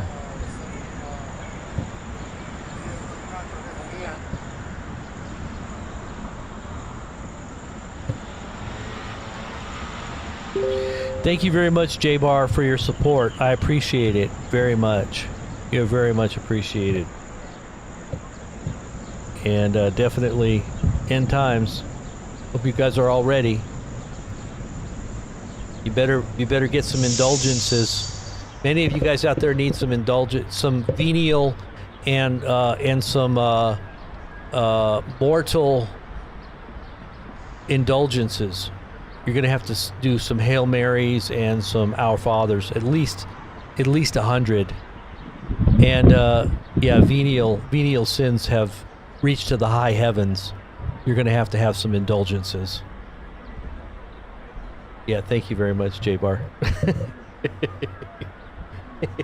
don't know if you're gonna get in if you don't pay up. If I was Catholic, that's what I would do, or a prosperity gospel preacher, but I'm not. Thank God I got mercy and grace, eh? Amen.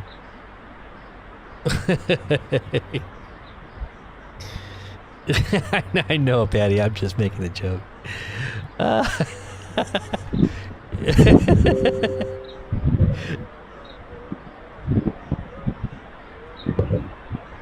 Oh, Lord.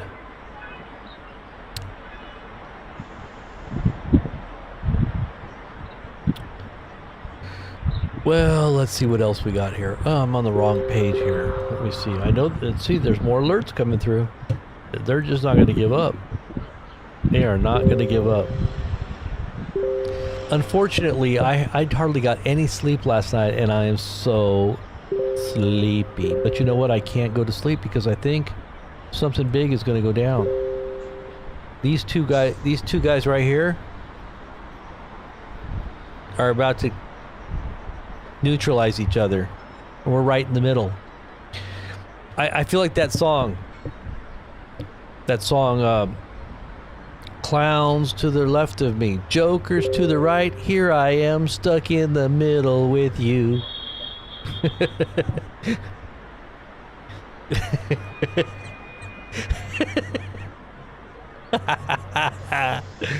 Ah!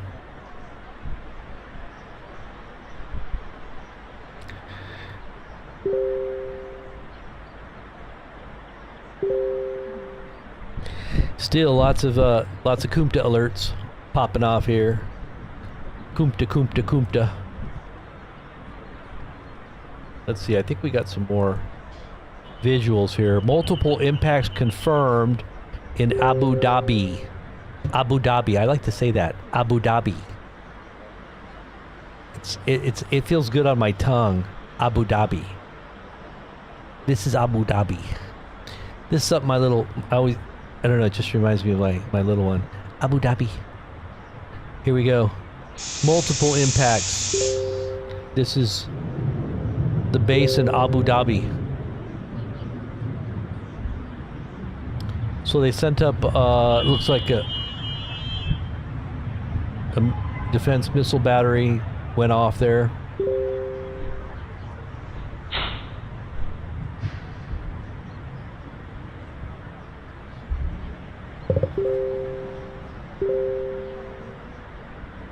Uh-oh, there's casualties among American soldiers.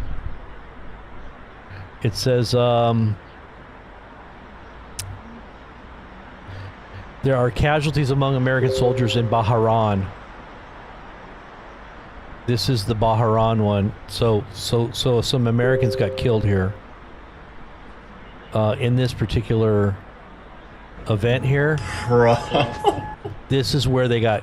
This is the one they got killed. I'm going to turn this guy's sound down because he's cussing way too much here. But this is where the American soldiers got killed in this attack. So that missile took some guys out.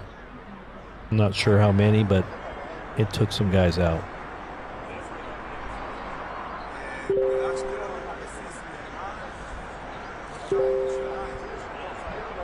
Pray for the American soldiers that died.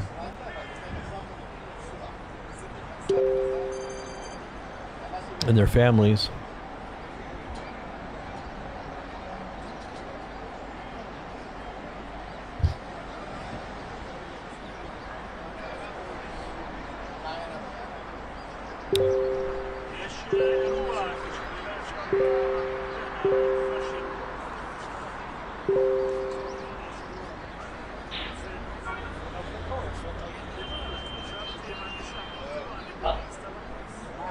More. These are just going off non-stop. Haifa.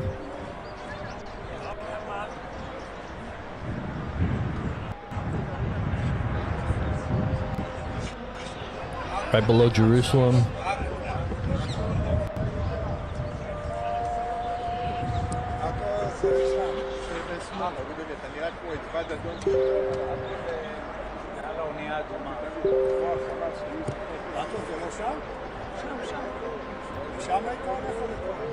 זאת העיר הזאת, שם. אי אפשר לדעת מאיפה זה עם הבניינים הגבוהים בצד. So this was in Abu Dhabi, the interceptions in Abu Dhabi. Look at this one. I'll play it here.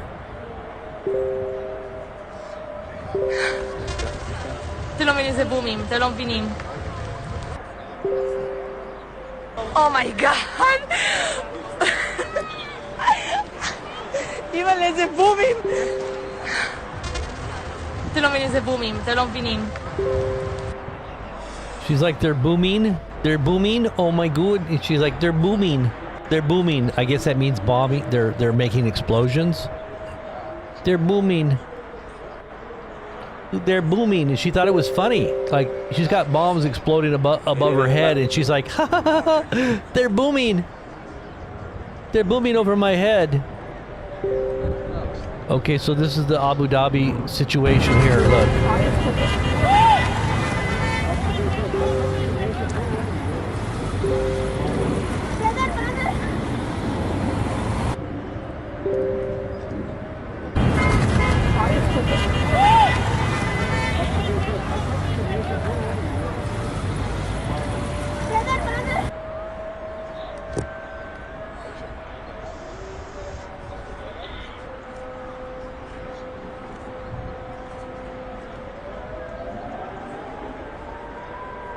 زدن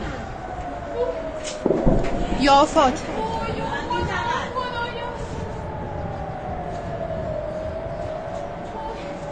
سمت بیت و ریاست جمهوریه ته چیزه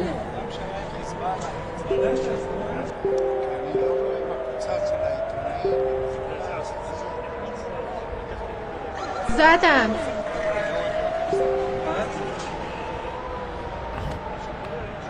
Okay, so it sounds like there's some more alarms going off here. Let's go back over here to the feed. I'll see if I can... Yeah, it's coming from this feed right here. This is Jerusalem.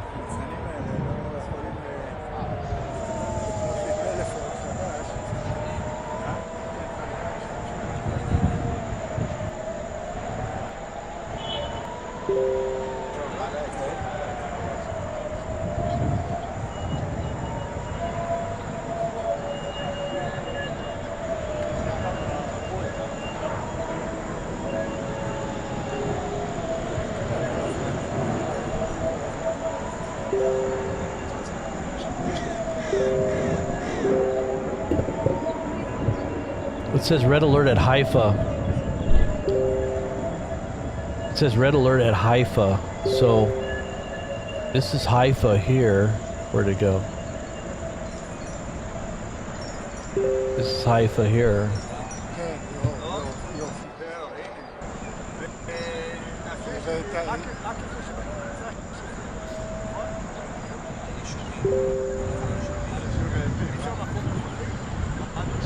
Oh, this is Haifa too. Okay, this is Haifa as well. Let's just keep an eye on this one.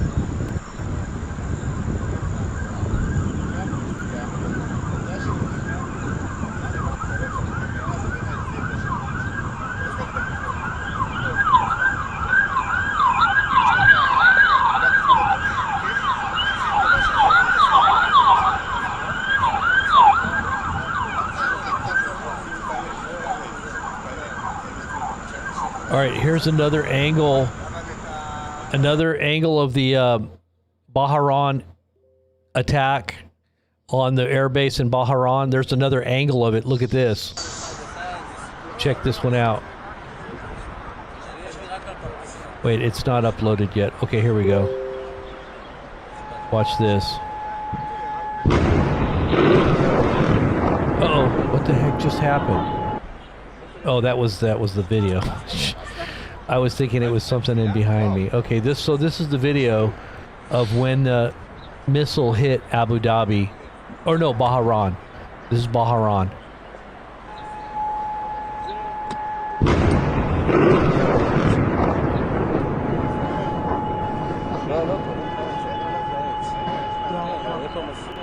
That's where U.S. forces, U.S. personnel was killed.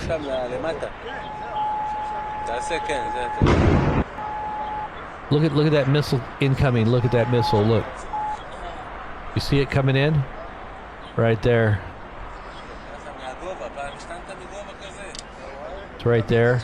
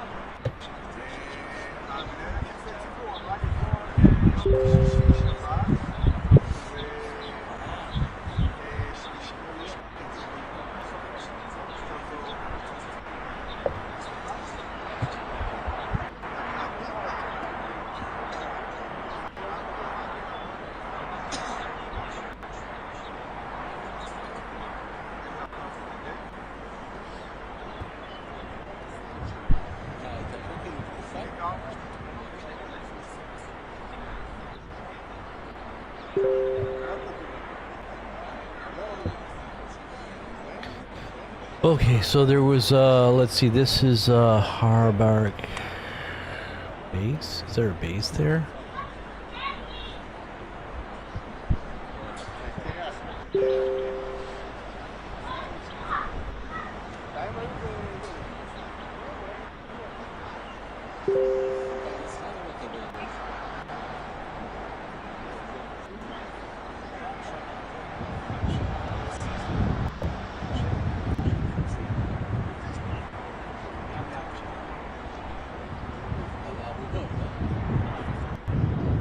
All right, so that one I just posted was in Syria. That's Syria.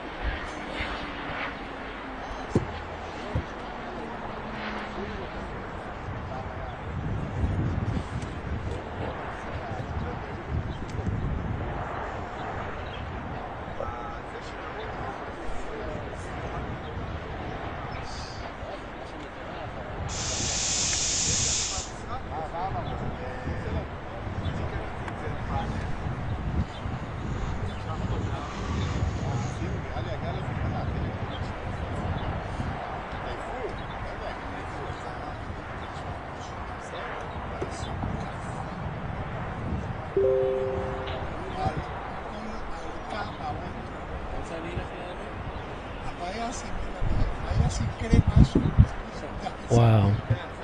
Now, there's supposedly unconfirmed reports that Saudi Arabia, Riyadh, was attacked. So we're going to find out if that was a legit report or not. That ought to be, if that's true, that's huge.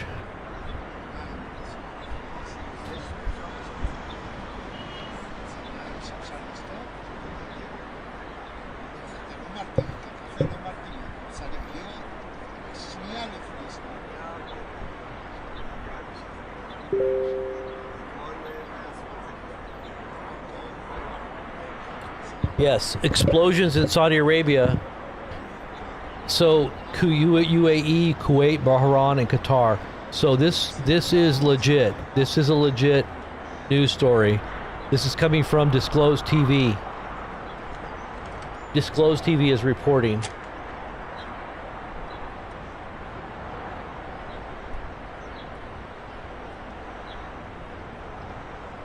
So Saudi Arabia was hit. Gas prices are going to go through the roof, everybody. That's why I went and stocked up. I'm going to go tomorrow, get a little bit more just in case. A little bit of money that we got left. We got to buy some gas.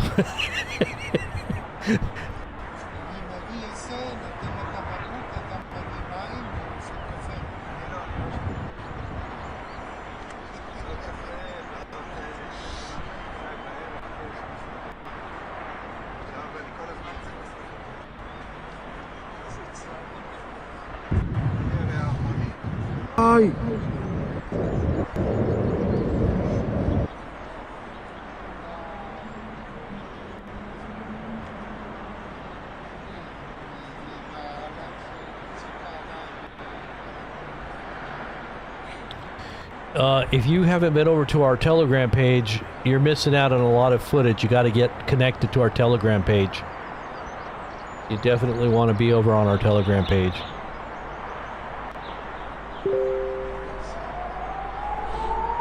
Uh-oh, not again. We got so much footage coming out, I can't tell you guys how much footage is coming out right now. I'm just trying to chronicle it here. Smoke coming from the U.S. Al Dafa Air Base in Abu Dhabi. I don't think I posted that yet, did I? No, if I post something twice, I need to just delete it.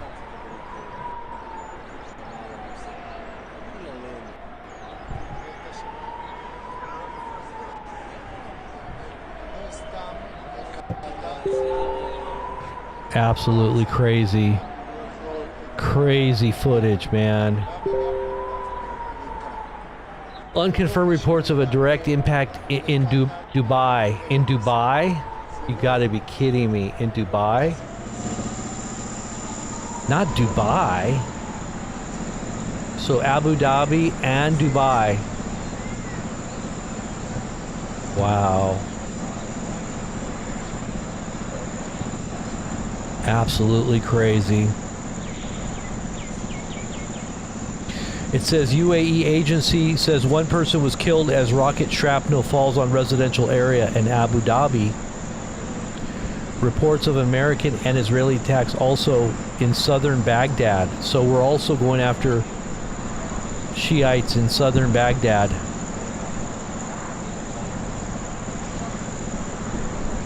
You know, the Shiite Muslims got into Iraq after we destabilized everything over there.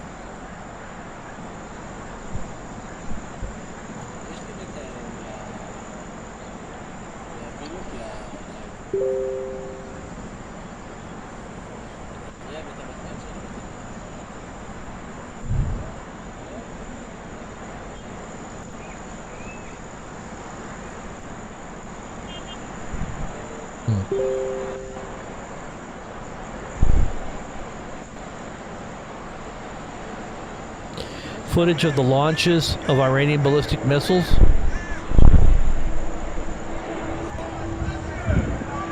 This is coming out of Iran. I'm going to show you guys this one.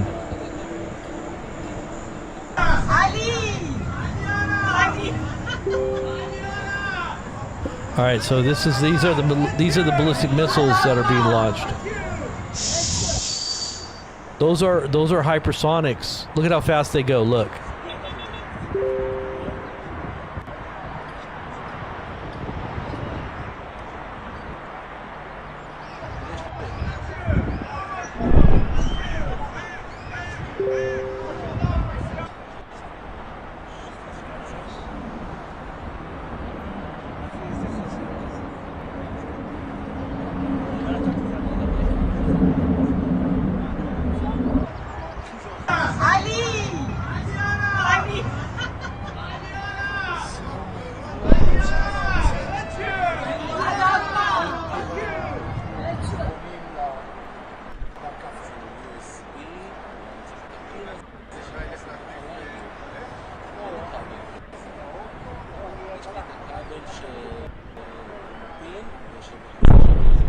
Oh, I heard an impact.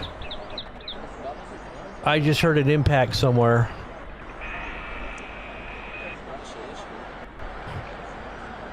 I don't know where that was at. I didn't hear no sirens or anything.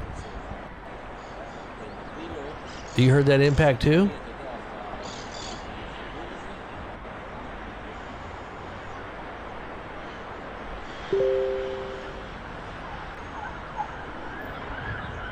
Now you're hearing sirens. Let's see if I can scroll back.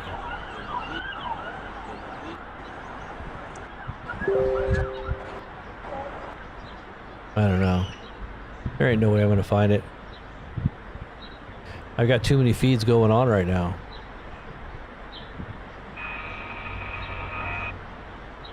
I'm just looking at all the new footage coming out, guys. Trying to keep up with all the new stuff.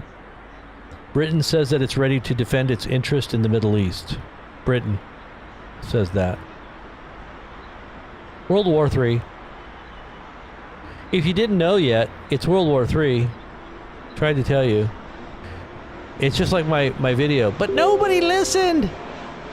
Go listen to the video I posted 2 days ago. I was like, nobody listened! But nobody listened, Cartman. Do you know what's crazy is that a lot of people were in a complacent kind of mindset. They're not even ready for like what's coming, and this is just the beginning. This is the whole world. This is going to be.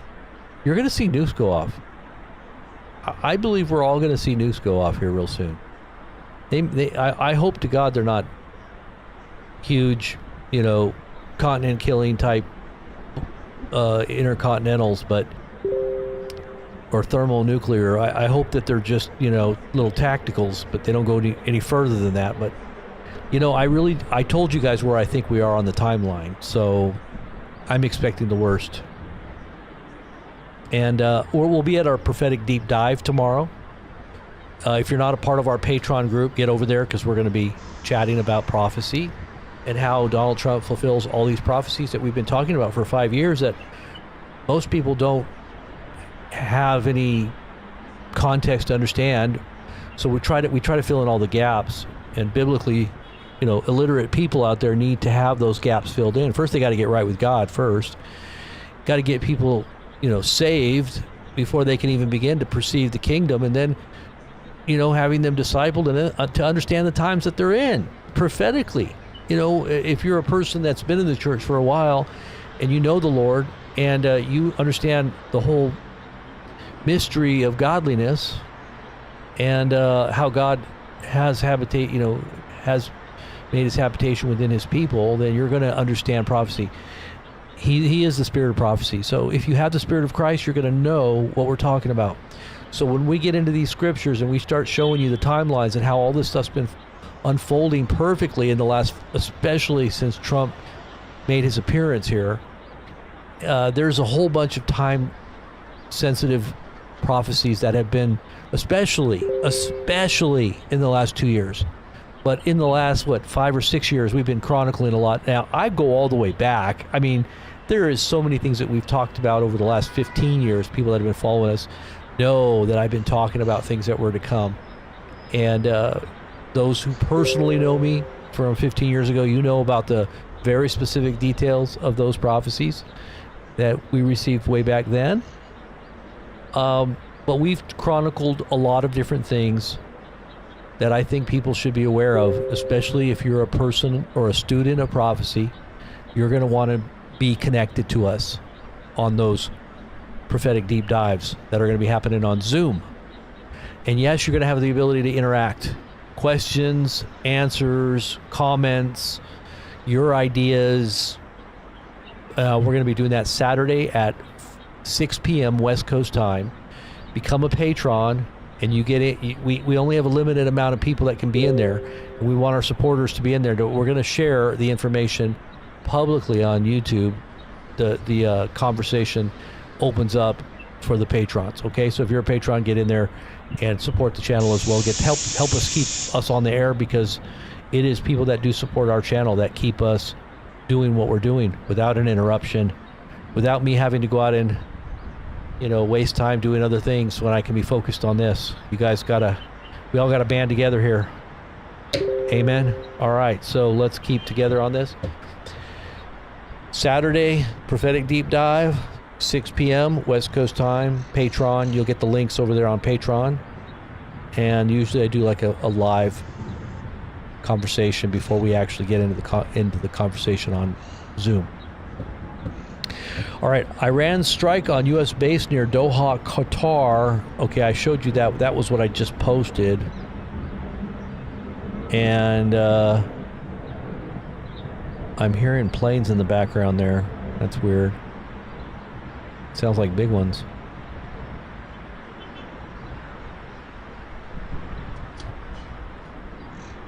So the IDF is announcing a major reserve call-up. I think they said 700,000? What the heck? I think I heard 700,000. Or was it 75,000? Something like that. I think it was 700,000. It was 70-something. 7,500. I don't know, 75,000. I don't think it's 7,500. It was either 75,000 or 750,000. I don't think they have that many people in Israel anyway. It must be 75,000. What's the population in Israel? Do you know? Let me see. What is the population in Israel?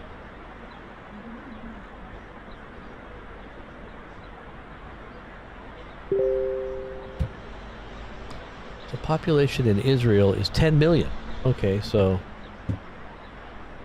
But you know their whole population has had military service at one time or another, mostly. Most everybody has to serve. Hey, good job. We got Despink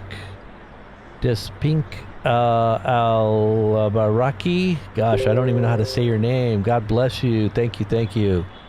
Helping us reach the goals of the channel. We appreciate all you guys out there helping us like that. Despinak. I wish I could say your name. Okay, so it looks like something else is going down here. Where are we at here? Is this Haifa? No. I'm trying to find out which feed it is.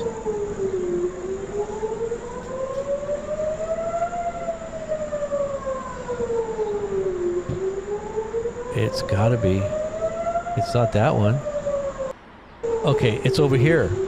It's somewhere over here on this feed here. Bahrain. It looks like there's a bunch of smoke in Bahrain and Qatar.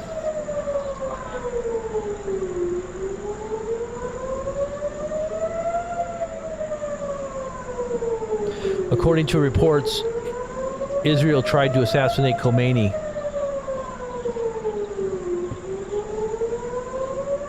So this siren is coming from this feed here. Oh, but you know what? It's behind. Stupid. This feed was behind. I'm sorry. Because sometimes if I'm not on the feed, it'll lag.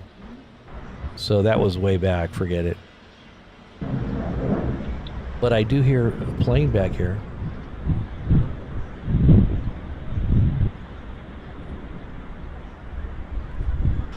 Oh well. Ugh.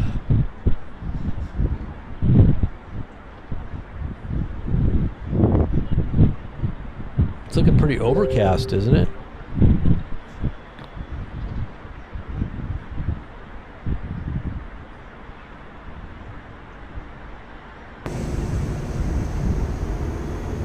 Oh wow, what is this?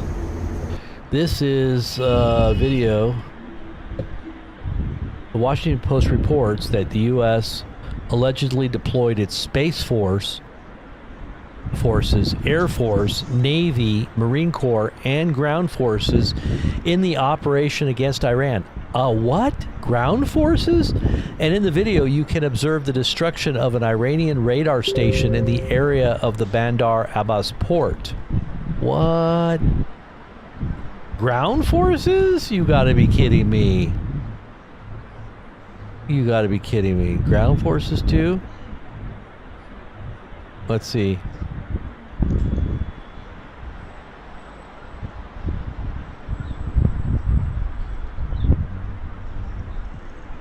Wow.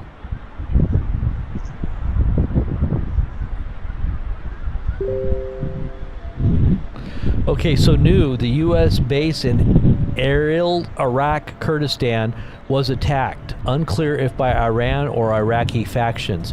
So a base inside of Iraq, in Iraq, was attacked.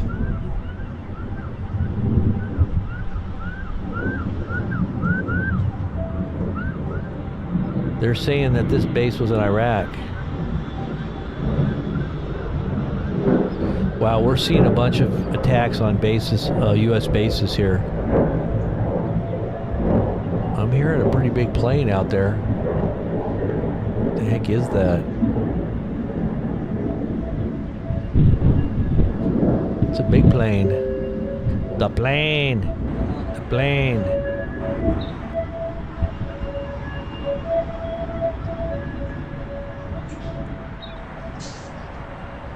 The plane. The plane, boss. It's the plane. So who would be the boss to Trump? Who would be the one that would, I mean, that would be tattoo? Would that be Marco Rubio? Like, he'd be like, look, boss, it's the plane. The plane. He'd be like, very good, tattoo. But we're on Fantasy Island. And all your dreams may come true. Just believe, trust the plan. It's a golden age, tattoo. But Moss, Cuba's about to fall. Can I become president? Sure, tattoo. You can become president. You are Cuban? And so isn't Ricardo Montalban, isn't he Cuban too? Or is he not? Is he Cuban? I think he was some kind of Asian. I mean Latin type dude. Right? Let me see. Ricardo Montalban. He was Mexican. Okay, so he was a Mexican. He was a Mexican. He was a Mexican. A Mexican American. Amazing. Uh-oh, I'm hearing something new. More planes. More planes, boss. The Chinese voice? Oh no, no more Chinese voice. We don't want to do Chinese voice, because if we do, when they come invade, they find me, and they say, you make fun of us. That's not good. You know, now we pull out your toenails and your fingernails. How you like that?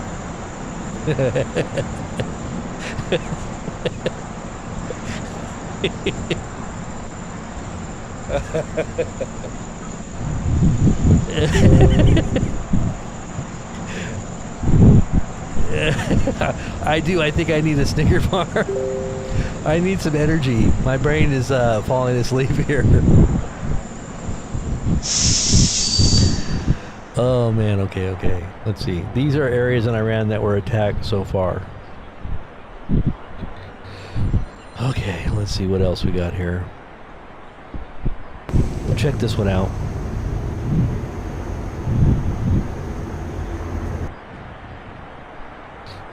So supposedly that was an Iranian radar station in the Bandar Abbas port.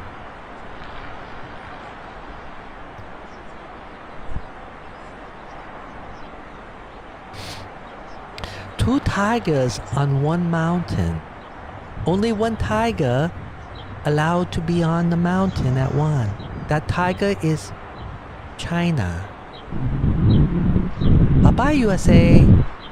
Nice knowing you. We send you the China sneeze. Oh no.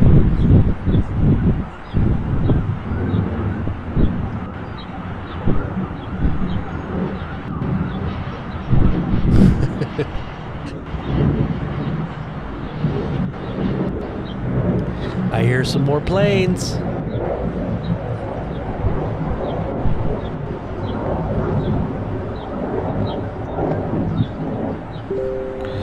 Let's see if I can figure out where that's coming from. Which feed? It's coming from this feed here. Yeah, it's coming from this feed right here. And it looks like it's coming from Tel Aviv airport. Because this is the one that has the little things by it. So this is the Gethsemane Golden Gate. I think this is the gate that they say Jesus is going to come through right here.